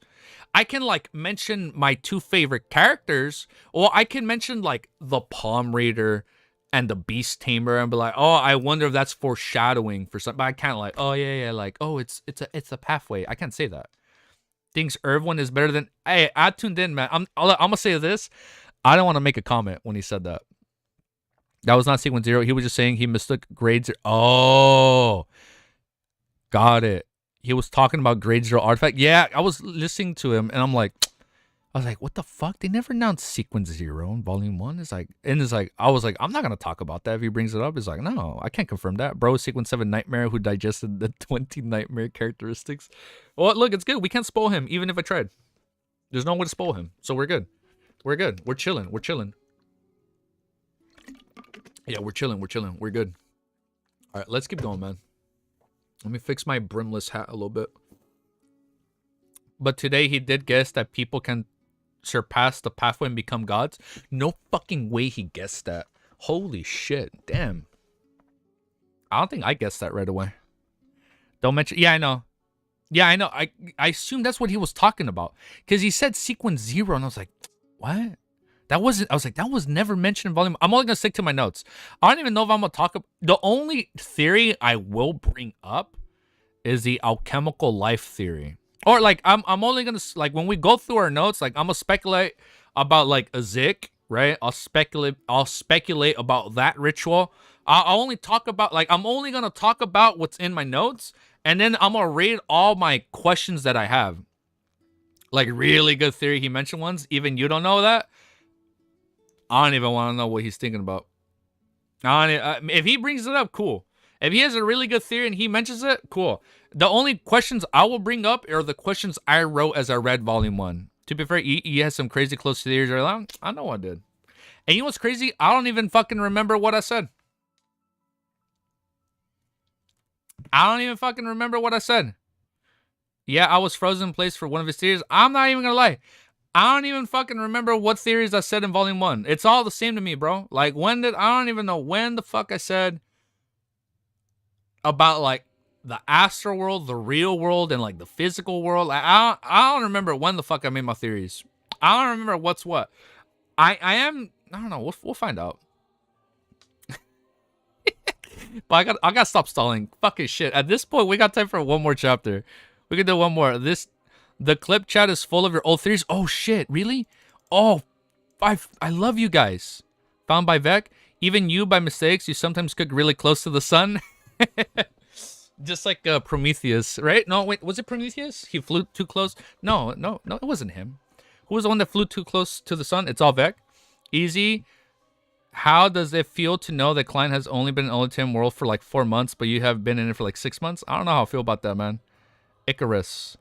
Was Klein easy geeky? Was Klein all along the theory? Where is the help from everybody? Beck is I'm struggling over here by myself. Help me out, guys. Why are you guys saying Icarus? Oh, Icarus flew too close to the sun. Thank you, bruh. I've been scouring through all the VODs. Thank you, Beck. Holy shit. Where am I go through it? Vec is a clip farmer. Thank you. I need to go back and I need to make them all into shorts, Vec. I thank you, man. Thank you so much for that. Because I know it's been hard for me to like do. It's not that it's hard. It's just the timing is hard. Because when I have free time, I just go live. And then when I don't have free time, I'm not live. And I keep forgetting that. And I have to set aside time for that. But let's do one more chapter. Yeah, from the hit Nintendo series Icarus. I love Kid Icarus. What a good game. Man, I really thought Sakurai was gonna announce Kid Icarus a new Kid Icarus game during the Switch 2 reveal, but I'll take Kirby Riders. If you're really grateful, then pay him. Pay him. I'm gonna keep you guys on salary. TBA novel time tends to stretch.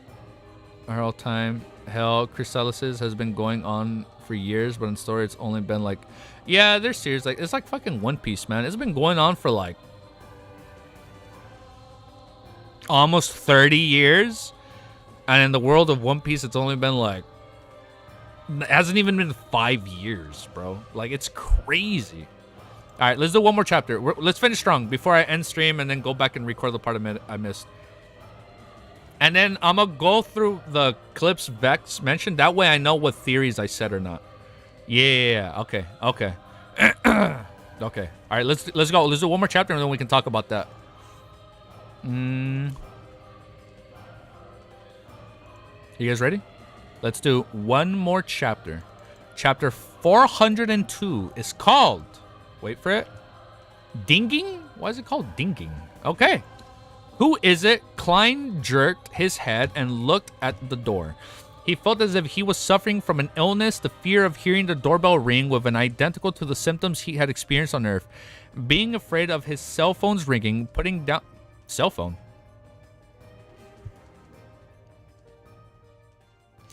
He felt as if he was suffering from an illness. The fear of hearing the doorbell ring was identical to the symptoms he had experienced on Earth. Being afraid of his cell phone ringing, putting down the newspaper I thought we were back on Earth for a second. Putting down the newspaper and magazine, he looked at the empty plate, which had been cleaned even of its seasonings. Then he stood up and he walked to the door. Before he got hold of his candle, he already knew that it was Dr. Aaron outside. Do you need to work? Klein mumbled as he opened the door. Good morning, Aaron. The fog is gray today, he smiled. One would say like a gray fog. I understood that reference. Aaron was still wearing his cold expression, but there was an additional sense of anxiety and fear written on his face. He nudged his gold-rimmed spectacles and said, without bothering the great, bluntly said, Sherlock, I had another dream. Let me see if I can pronounce it right this first time. Because people said it's easy. I dreamt of Will Ossipton again. I got it? Ossipton? Ossipton. Boss music fight again? Which one? Boss colors again? Ah. Klein almost froze. That's right. That's not right. The real paper crane is with me. Oh, Ossipton. Wait, so it wasn't the paper crane. That's not right. The real paper crane is with me above the gray fog, while the one I folded is with the Nighthawks. You're still able to dream Will Ossipton with a paper crane, which was poorly folded by a Nighthawk. That's not scientific. No, that's not mystic. Klein became serious and asked, the same dream. Right pronunciation? No, I'm saying that the boss music during regular moments and it's annoying. Oh, you're right. You're right. You're right. Yeah, I know. It's weird for me too, man. Sorry. I know, sometimes I get bad tunnel vision. I forget to change it. I fear if I stop reading for a few days, Easy will catch up to me with the LOTM novel. Oh, hey, man. I'm catching up, bro. Hey, you know what, bro? Just how you're scared of catching up, I'm scared. I mean, Wiz is going to pass me. I'm scared he's gonna pass me. That motherfucker reads quick, bro. He's been consistent, and that's the thing. That's my problem. I haven't been that consistent. Yeah, I know. My bad. But let's keep going, man. Let's keep going. Let's try to display this again. Find my place, and let's continue the recording. No, it's not that scary this time. Aaron became a little calmer. I dreamt about the grim cemetery. You know of it, right? Klein answered simply. Back then, he had caught a group of students and a mysticism enthusiast who was a complete beginner. Kapuski engaged in a spiritual dance outside Grim Cemetery. He later received another couple. Oh, I forgot he has a second one. I forgot a little bit. I forgot he has a second copper whistle. Klein answered simply. Back then, he had caught a group of students and a mysticism enthusiast who was a complete beginner. Cosby engaging in a spiritual dance outside Grim Cemetery. He later received another couple whistle, while from the latter, which could be used to summon a messenger. Aaron drew a deep breath of cold air and continued, I dreamed of the woods outside the Grim Cemetery. I dreamed of a birch tree which had layers of dark peeled off its trunk. Will Ossipton was sitting underneath that tree looking at me quietly. And then Klein pressed. Aaron shook his head. The dream ended there. With a strange matter, has Dr. Aaron dream got nothing to do with the paper crane? No, if it wasn't related, then there wouldn't have been a situation where the dream changed after the paper crane was switched. So it's like, it's on him now.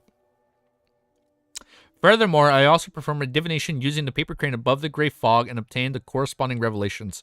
Klein said in a measured voice, this is no longer within my scope of understanding. What do you want from me, Aaron?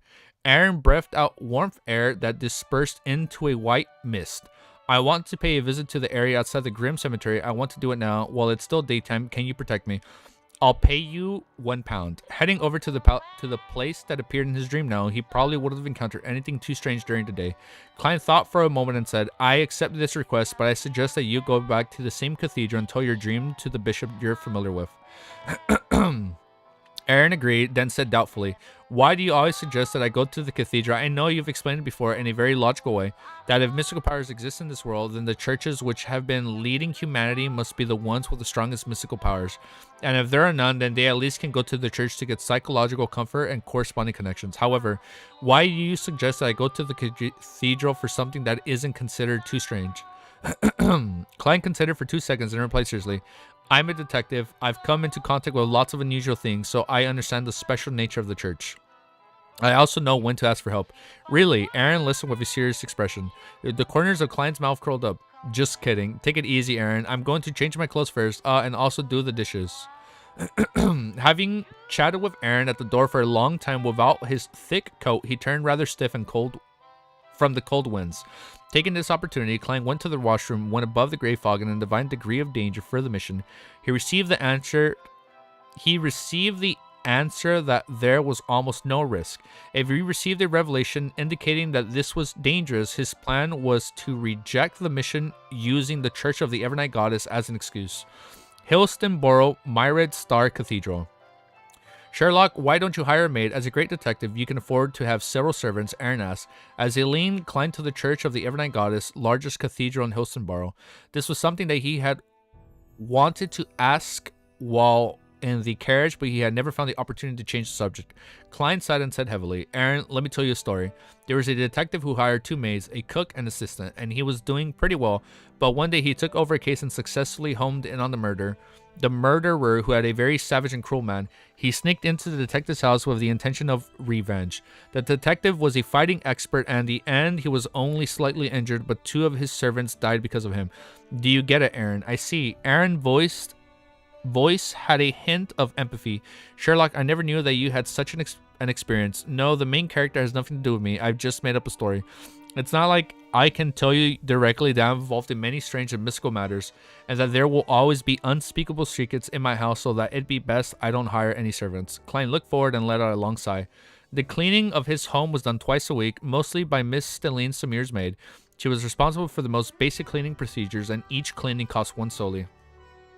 While they were talking, the 2 of them had already entered the hall of the Myrid Star Cathedral. It was dark, quiet, and devoid of candles, completely in line with the Church of the Evernight Goddess style. At this very moment, from the hall was an altar engraved with a dark sacred emblem. The stars were inlaid with self-illuminating pearls, and the crimson moons were made of rubies. The rest of the halls, rubies, and we've had an emerald. I understood that Pokemon reference. Cuttlefish definitely played OG Pokemon back in the day. It was dark, quiet, and devoid of candles, completely in line with the Church of the Evernight Goddess. At the very front of the hall was an altar engraved with a dark sacred emblem. The stars, which inlaid with self-illuminating pearls, and the crimson moon was made of rubies. The rest of the hall was filled with the darkness of the night. With a single glance, he could see that the place was filled with specks of light as the crimson light illuminated the area, making the place extremely sacred. But Klein felt that this was inferior to the design using a St. Selena's Cathedral in Tingen. That hall was pitch black with only light penetrating from the front through the fist-sized holes. It resembled a star sky, making one feel awe from the bottom of one's heart. However, there's a problem with this kind of design. At night, the effect would be gone. Klein took a seat at random, took off his half-top hat, and leaned on his black hardwood cane, with Aaron continuing down the aisle to the confessional in search of the bishop. Sitting in such a large hall and looking at the people who were concentrating on praying, Klein's heart suddenly became tranquil. Come to think of it, this is only my 3rd time entering the Goddess Cathedral. He let out a self-deprecating laugh.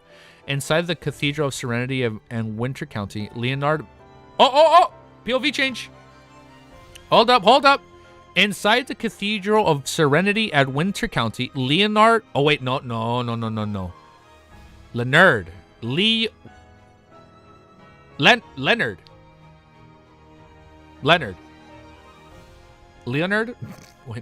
Leonard. Leonard Mitchell put on his black windbreaker and red gloves and entered the room of the high-ranking Decon, Crescent Sesmere. Oh, he's back. Congratulations, you have a... Yo, you made it, dude. Oh, we're so... Oh, my God. He's a red glove. Oh, I hit my funny bone, bro. I got excited. Oh, they're going to send Leonard on a case in Backlund in this volume. Bro, sign me up, bro. They don't just hype up our boy being a Red Glove member, and they don't send him to Backlund where freaking Klein is. Oh, inside the Cathedral of Serenity at Winter County, Leonard, I keep seeing Leonard, bro. I read Leon, and then I gotta stop that. So he became a high-ranking Decon. Whoa, I'm lost my place. Congratulations, you have officially become a Red Glove. May the goddess bless you. Sismir drew a crimson moon on his chest. He still had his mouth covered with his high collar. Praise the lady, the honor is mine. Leonard raised his right hand and gestured 4 points in a clockwise fashion. Sismir didn't say anything else and went straight to the point. According to your request, I place you in Sost's team. He's a soul. This is a new one. He is a soul sorcerer and possesses a mystical item. I've already ordered someone to prepare a beyond weapon for you that you'll need. Your team will be in charge of a devil summoning case, and you'll take into consideration certain rules to perform the search. For example, cases that have happened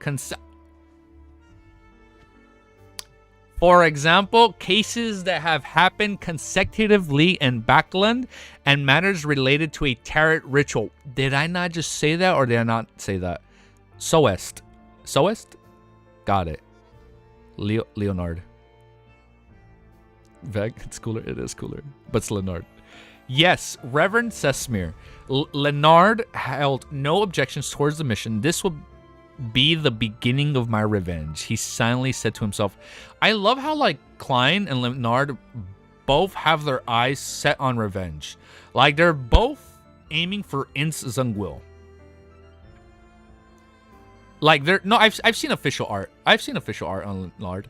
I remember you guys sent me official art and he had a red glove, and I'm like, holy shit, he becomes a red glove member. Like, I remember instantly thinking that. But it's so cool. Like, I know in my heart they will eventually, like, team up when they're, like, hunting down Inzingwil. Or, like, some way, shape, or form, they're gonna, like, team up together and get revenge in honor of our beautiful, loving captain. God rest his soul, right? It has to happen. This will be the beginning of my revenge, he suddenly said to himself. Westboro, on the periphery of Grim Cemetery, Klein accompanied Dr. Aaron as they took quite a while to walk around the nearby woods, coughing from time to time as a result of the falling grayish-white dust. Maybe there isn't a tree like that. Dreams can fully reflect reality. Towards the end of the search, even Aaron was feeling a little uncertain himself. Fortunately, I'm good at finding things, Klein pointed with his cane and said, let's take a look over there and make it our final effort. All right, Aaron grasped for a breath of air. After a short walk, Aaron suddenly stopped and said, while pointing diagonally ahead, over there. About a dozen meters away, a birch tree with a strip of bark around its trunk stripped off stood there quietly as if it was waiting for them. It's identical to the one in my dream, Aaron said with conviction. Klein smiled and said with some vigilance, but there's no Will Ossipton. Aaron got close to the birch tree, frowned for a while, and then suddenly pointed to the side of the tree and said, back then, Will Ossipton was sitting here, and he was pointing to the mud below him with his finger. Pointing to the mud below him, Klein stood at the side, looking down at the almost unwilted grass. You want to dig it up. Aaron nodded. We've already found this place, so we should confirm what's here. What are we gonna find? Sherlock got to the cemetery and borrowed 2 shovels. It's better if I stay here.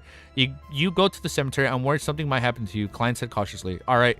Aaron didn't refuse, and he immediately left the forest. After a while, after offering some money, he returned with 3 shovels and a tomb keeper, and they began to dig. While Klein was digging, he suddenly smelled something familiar. As a soul on the surface, part of the things below were gradually exposed. It was the body of a child that was already greatly rotten. His skin and flesh looked as if they were about to melt, and many bugs crawled in and out of the nose of his mouth. Clang. The shovel fell from Aaron's hand and hit the rock. He pointed to the legs of the corpse, his mouth moving frantically, but he was unable to say a word. Klein endured the nausea and looked closely, discovering that the child's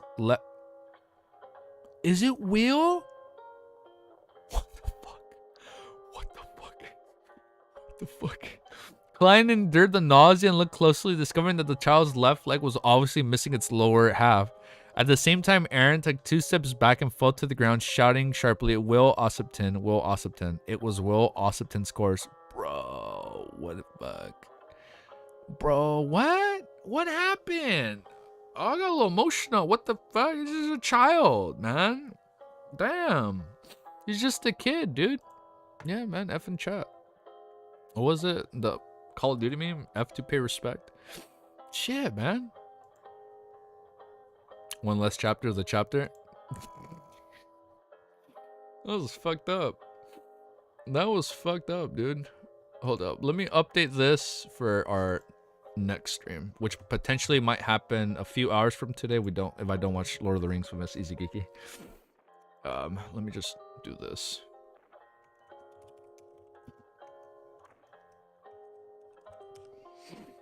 Oh, man. Yeah, man. We really said one more chapter and got hit with this. I don't know how to feel about that, man.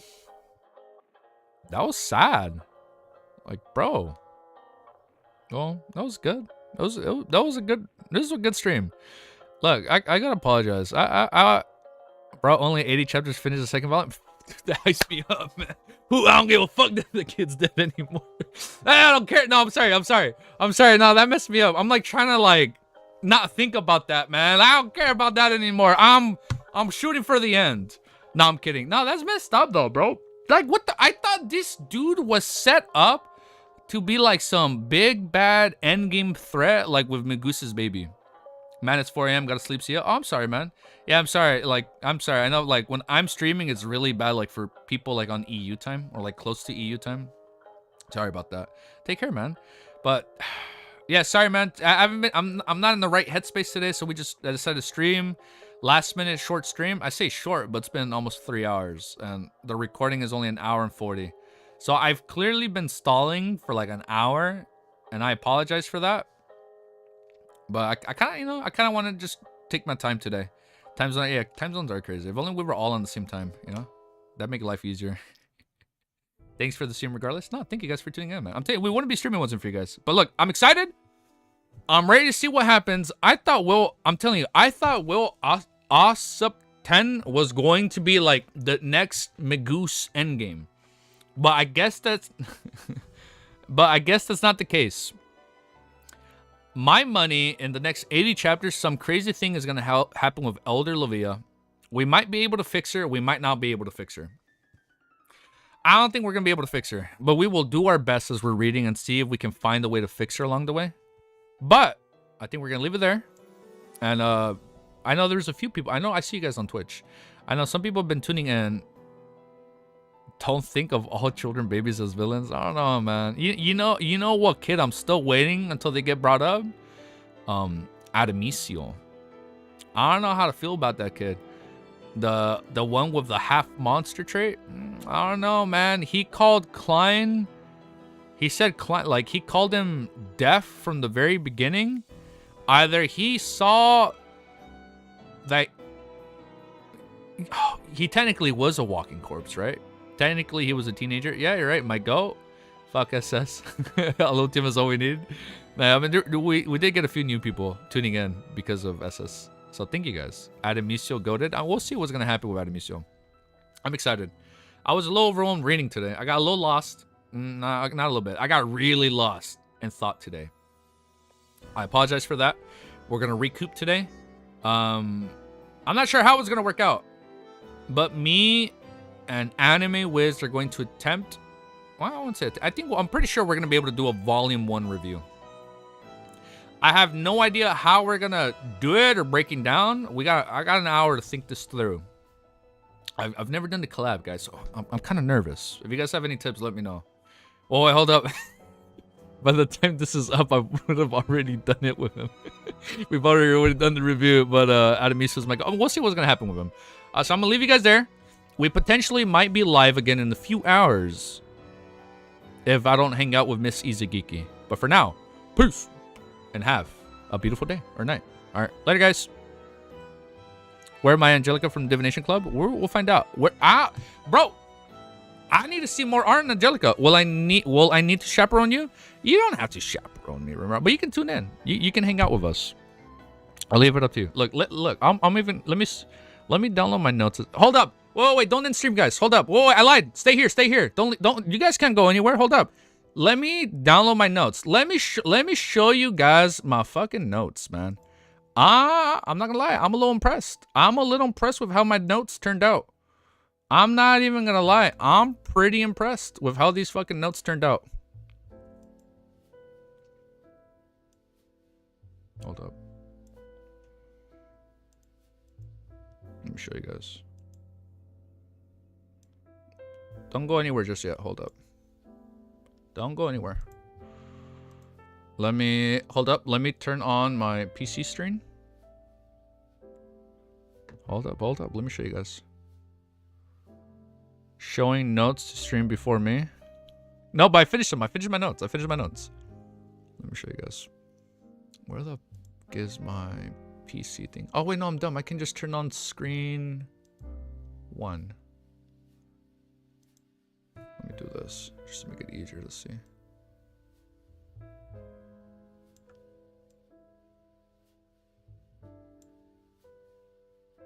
me show you guys just the whole thing. We're gonna like blow up the image a little bit. Damn, I got good at this.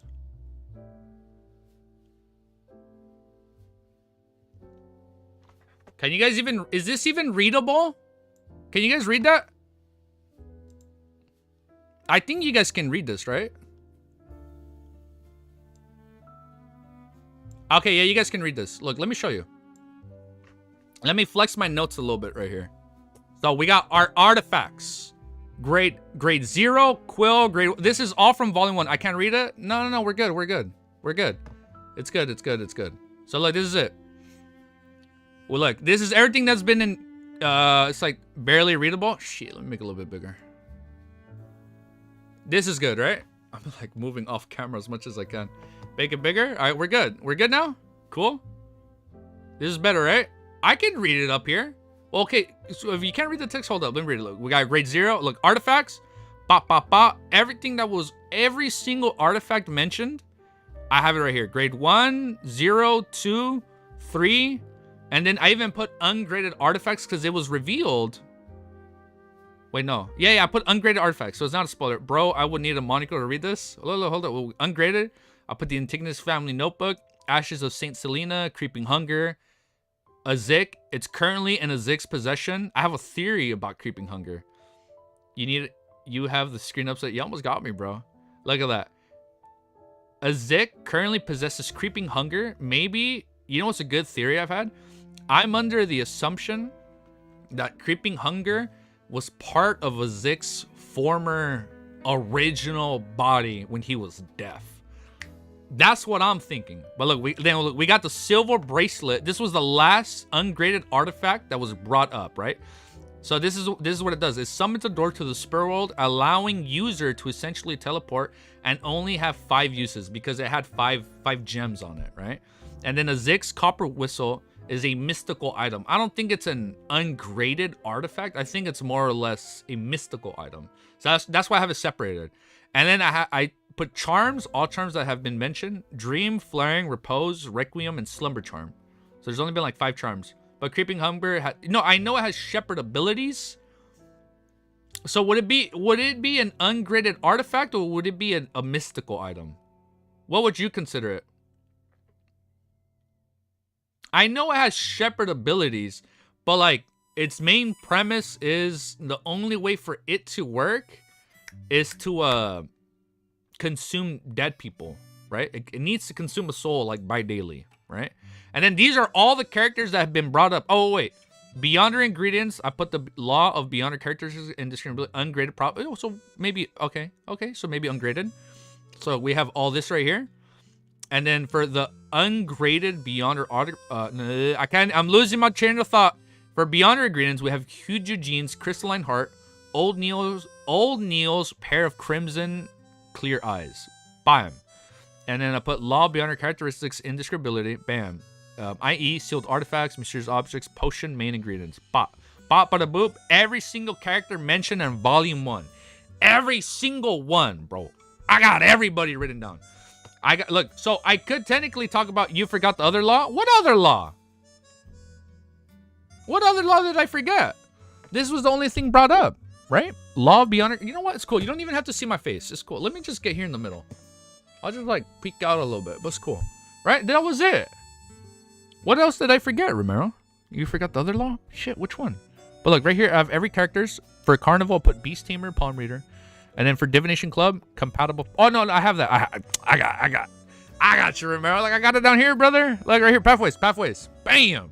Sequence 4 and up can be replaced with other compatible pathways, right? And then under, I put. Why I spelled it wrong? It's Dawn Paladin. Look at that. I have it right here. Interchangeable pathways, right here. Bam, right there. Save It, Mystery Prior, Sleepless, Corpse Collector, Giant Pathway, Sailor, Bard, Reader. Damn, look at that. I'm trying to flex my notes here. I got every single character mentioned. Koi University, look, if it's like this, that means they're dead. And then look, I got the Psychology Alchemy. I forget, what the fuck? Was Dr. Guderian? I thought he was killed. No, right? He wasn't killed. No Freaky Pathway. Yo, first time. Yo, thank you for tuning in. Look, man, I'm getting ready for my volume 1 review with Anime Wiz Cheese. Thank you for tuning in for the first time, bro. So we're going over my notes, but I don't know how to fucking put this shit all at once. What's going on right now? I'm quickly, like, we technically finished reading, but I'm just analyzing my notes. Yeah, he wasn't killed, right? So he's just MIA. Okay, got it. So Dr. Gudrian is MIA. For pirates, we have the King of the Five Seas, Nast, and then for 7 animals, one was Quillingus, but he's gone. Then we got the Moretti family, Paparabu. We got these, the ones that are dead, Dad, Mom, Original Klein. Then for Nighthawks and civilian staff, Backland Security Thorn Company, bam, we got them all written down. The 3 dead, Dunsmith, Keenly, Old Neil. Terror Club, Paparabu. We only got 4. Backland, Paparabu. Look, I even outed all these random ass counts and dukes and barons that were brought up at the party when Quillingus went in to assassinate him. Duke Negan. I even got them written down. Easy preparing for his date with Wiz. Forsaken Lands, Derek's mom and dad, R.I.P. City of Silver, Six Sage Council. The only one that was mentioned was Shepherd Lovia. Oh, you know what? Hold up. Chief was brought up. The Chief was brought up in Volume 1, right? I feel like a proud father. Thank you, man. Hell yeah. Hey, hold up. Colin Iliad was brought up in Volume 1. Hold the fuck up. Why don't I have him write him down? I know he was brought up in Volume 1. Right? Yeah, he was mentioned in Volume 1. Colin Iliad. I know I wrote him down. Did I? I think I deleted it by accident. Yeah, Colin was it? Yeah, I remember he was mentioned. And you know who else they mentioned? This motherfucker, the one that saw Klein, when he was using the Dark Emperor blasphemy card. What was his name? Snake. They mentioned a Snake was with Ulger when they went. He was part of the mystery prior people. He was the one that was giving Ulger like commands, and he was like, "Shit, right? Are you going to do notes videos every once in a while?" Yeah. I'm trying to be more consistent with my notes. Yeah, that's probably the plan. Are you going to do note videos every once in a while? Yeah. I'm pretty sure after I do my review of Anime Wiz in like the next 40 minutes or so, we'll probably do that. No? Ace Snake? Well, there was a guy called Ace Snake, Cardinal Spellsinger of Death, that was with Ulger. And I thought he was the dude that saw Klein on top of the tower when he was like in his Dark Emperor persona, right? No? Ace Snake is from the Lord of Storms. He was with Ulger when Quillingus rotted and died. No, I know who he was. But wasn't Ace Snake also the dude that was recently mentioned that saw Klein on top of the Spellsinger of God? What did I say? I think I said of death. My bad. Yeah, don't worry, I put God. I thought this was the guy. Yeah, that's the dude. Thank you, Romero. So it was that guy. So this was the guy. Yeah, this was the guy that saw Klein in Volume 2. I caught that. Look at that. I caught that, bro, all on my own. No help. I caught that on my note. I caught that all on my own. And then like Gawain, I'm excited to meet Klein's instructor again. This guy has some past. So these are all the dead characters in Tingen.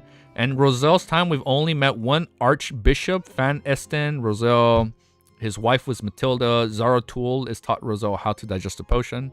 That's why notes are good? Yeah, no, I need to go through it. And look, when we talk about the eras, this is all I can talk about. This was all that was mentioned in Volume 1.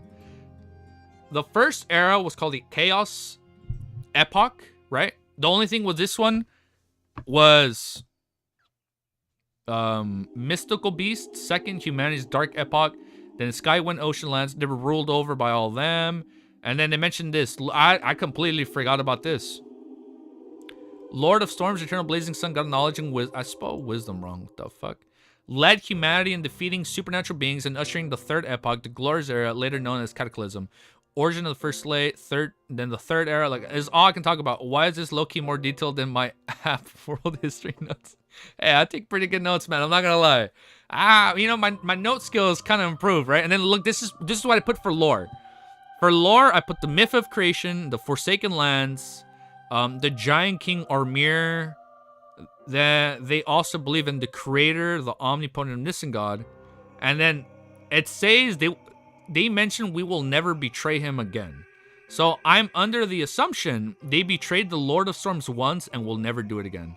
Dragons, giants, or sworn enemy. I put this for the inverted pyramids of the southern continent. Death.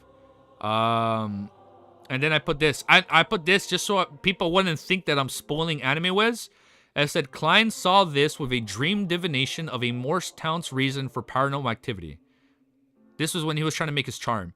And then I put Death was a malevolent god carrying catastrophe at the end of the 4th epoch, Pale Era, defeating with the combined efforts of the 7 Orthodox gods. And coincidentally, that's how fucking old Azik is. I'm thinking Azik is deaf. People think he's a descendant. Nah, homie. I think he's deaf. Or maybe somebody used the alchemical life ritual and pulled Death's spirit and put it in Azik's body. I'm gonna catch up on your vids and I'll join future streams. No, for sure, dude. Thank you, Cheese. Dude, thank you, man. And then for family names, I have this blank. I was supposed to... Shit. I was supposed to do this part. But I know the family names were brought up here. Oh my god, I deleted all the... Hold up, I deleted... Oh, no, the family names are right here. False alarm. We got them. Family names are right here. Yeah. So we can... You know what, I can just... we don't need this. We can... Let's take this part off. We don't need that. Let him cook. Every choice sequence 9 can do all that. Yeah, you know what, man? We don't know, bro. No, Old Neil couldn't do it at sequence 9. He said if he was a higher sequence, he could. Okay, Orthodox is all I can say. Or Aurora Order had 22 oracles, Mr. A through Mr. X, and 5 saints. And then secret... Oh, yeah, just secret organizations, right? And I put this in asterisk. Oh, I didn't put an asterisk. The actual secret organization that Rizal talked about in his books. Oh, I know, Romero. I mean, I'm gonna start adding all that once we're done with Anime Wiz, right? Like, I'm gonna download this as its own PDF. That way I can, and I'm gonna title this like Volume 1 Notes. That way I don't forget. Wait here, so help me out. These were never mentioned in Volume 1, I assume. Well, Azik talked about Vampire. Quillingus talked about Traveler. And then the only two that I remember, I think Klein mentioned, was Dawn Paladin and Soothsayer. And I didn't see it in the same paragraph which one it was part of. That I don't remember. I know it was confirmed in Volume 2, but no. Right now, go through it. I want to see the theories you make right now. Bet. Well, here, hold up. We're going to hop on right now with Anime Wiz in like 40 minutes. And I do need to quickly go back and record it. And then interchangeable pathways, I got this. I got regions. Unshown areas. No unsure areas yet. Soothsayer is part of Monster, I think. Because I know it was probably brought up in Volume 2. But I don't know if it was brought up in Volume 1. That's the only thing. Oh, we deleted a message? Well, it's okay. I don't remember when it's brought up. That's the only thing. Rituals, alchemical life, resurrection ritual. I got all this. These are all my unanswered questions that we're going to go through one by one. If he wants to. Damn, these notes are good. And bro, you know what? That was fucking 9 pages. Look at that. I was like, why is the moon red? Why are the pair of eyes? Oh, yeah. If it's been answered, I have it right here. Look at that. If it's been answered. What were the pair of eyes behind Old Neil, Hidden Sage? Who followed Klein? I assume this we don't need anymore. Who followed Klein on the rooftop when entering the church in like Volume 1? It's just a random schmuck. Right? It's just a random schmuck observing him. Why they Klein dream about the... This has not been answered. Why they Klein... Oh, look. I didn't even put this. Why they Klein dream about the abandoned palace with a throne covered in maggots? And I put this.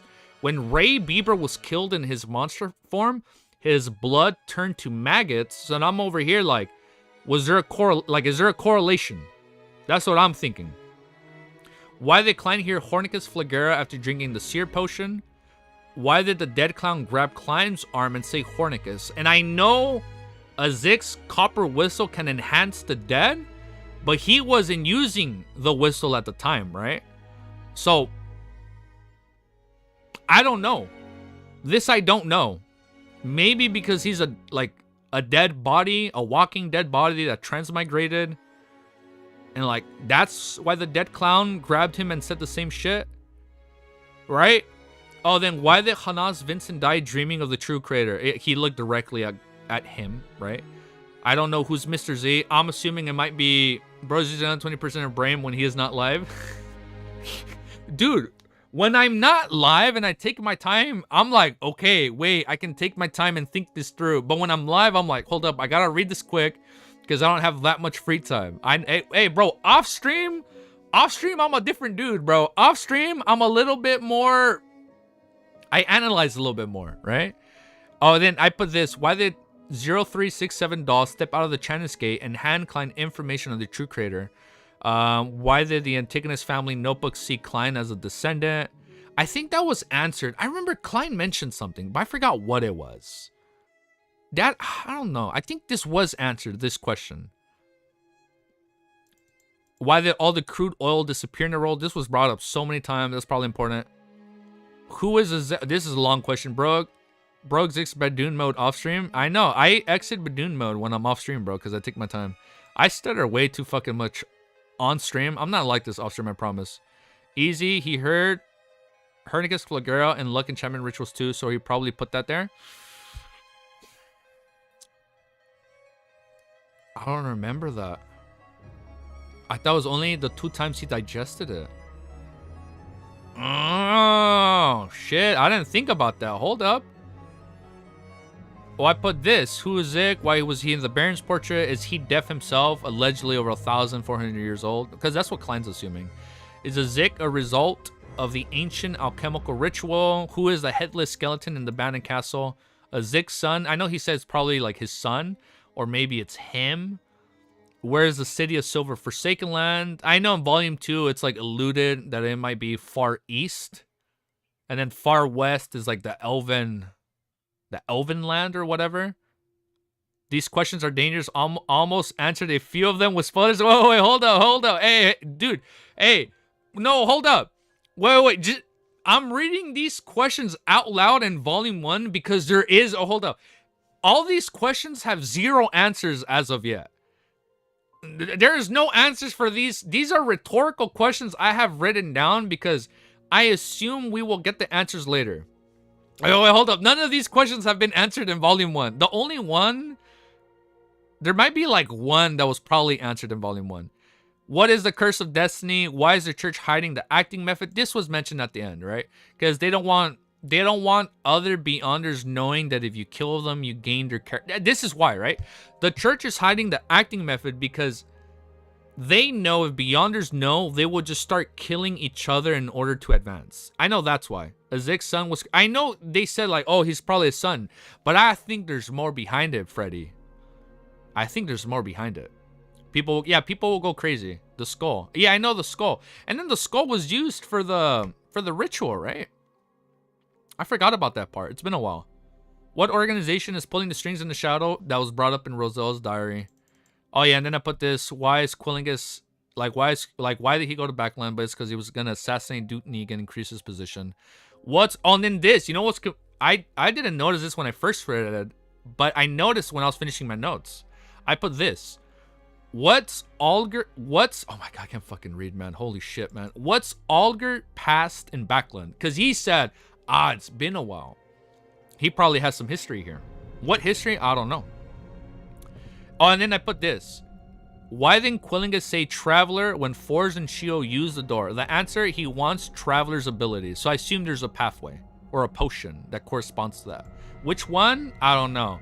But we found out the Abraham family had a person, like, we read the Traveler. I know, I had my Dunn Smith memory a little bit earlier. So I think this was answered.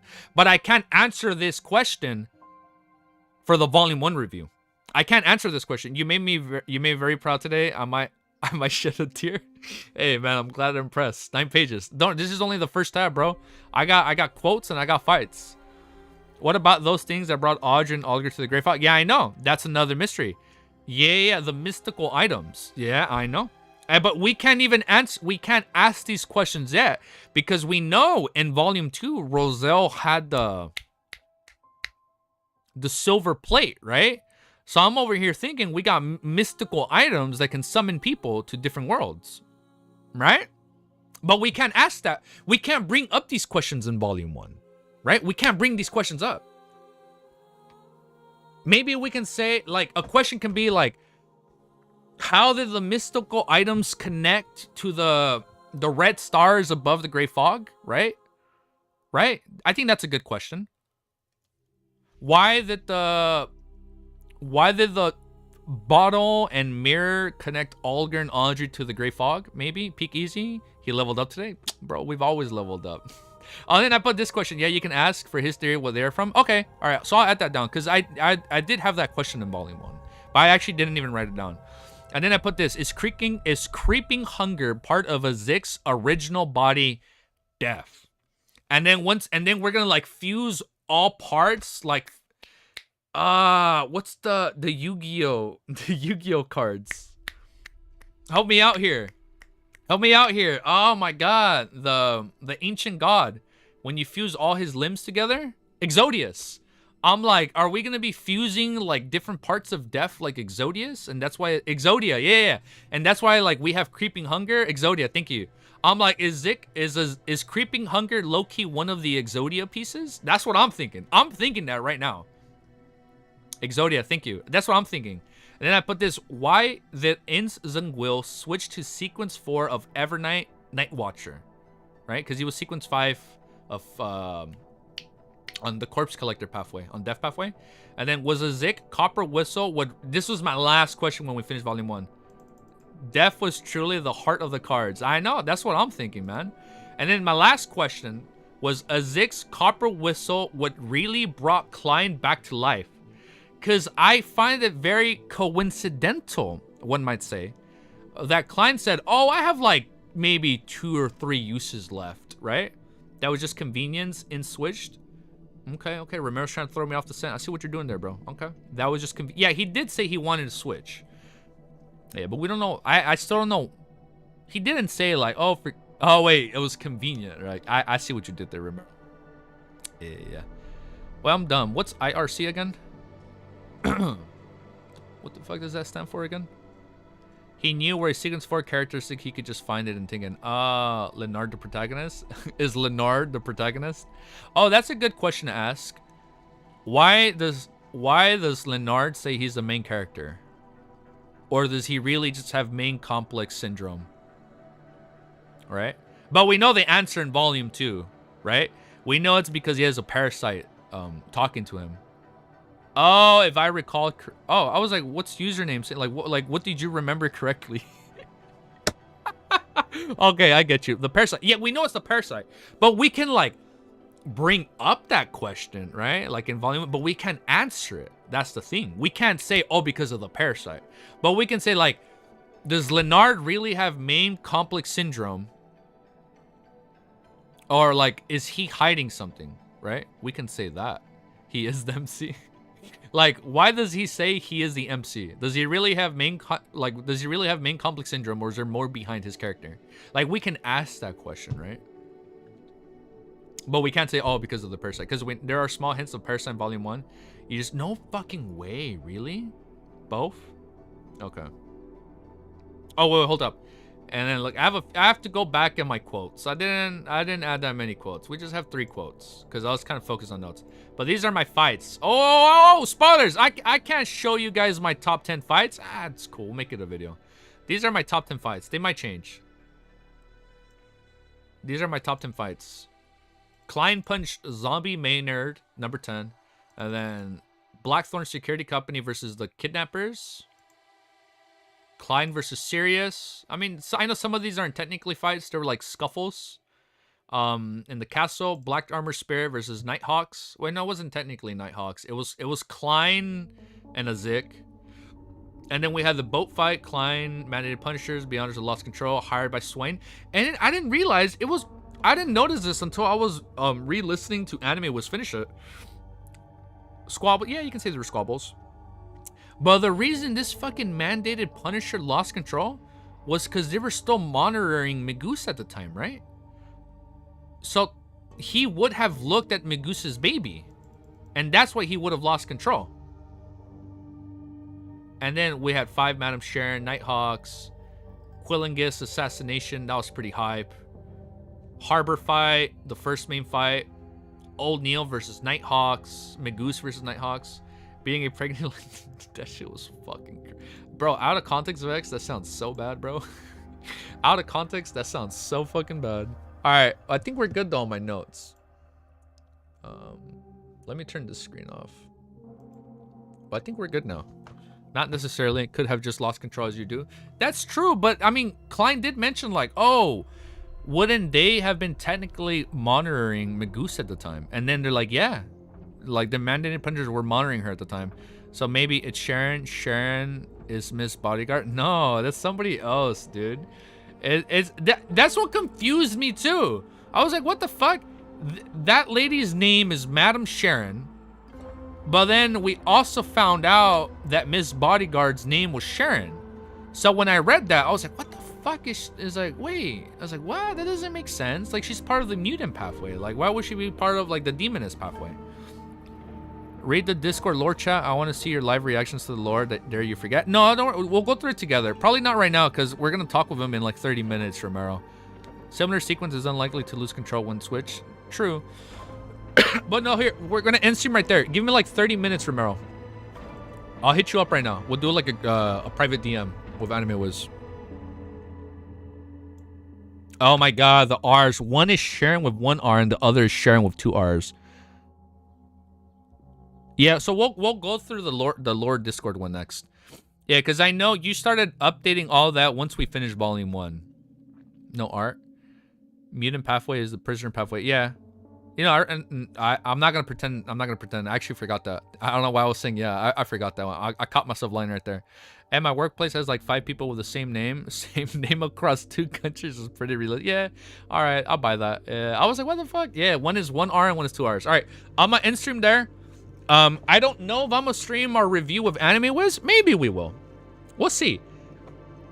I'm gonna ask him like, hey man, do you want to stream it or not? But I don't want to force him. Hey, let's stream our review. No. I don't know. I'll see. We'll see. So I'm gonna end stream. There might be 2 potential streams. We might potentially stream in 30 minutes, or we might potentially stream in like 2.5 hours and read more if I don't hang out with Miss Easy.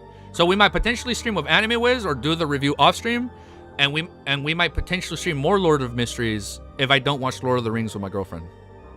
But I'm in there. I'm ending right there. I love you guys. Have a beautiful day. Thank you guys for tuning in. I think we almost hit 40 people again. Thank you. And for Shadow Slave, I might be doing it in between recordings, at least for now. I'm going to take my time because I don't want to be like, I'm going to take my time right now, at least slow.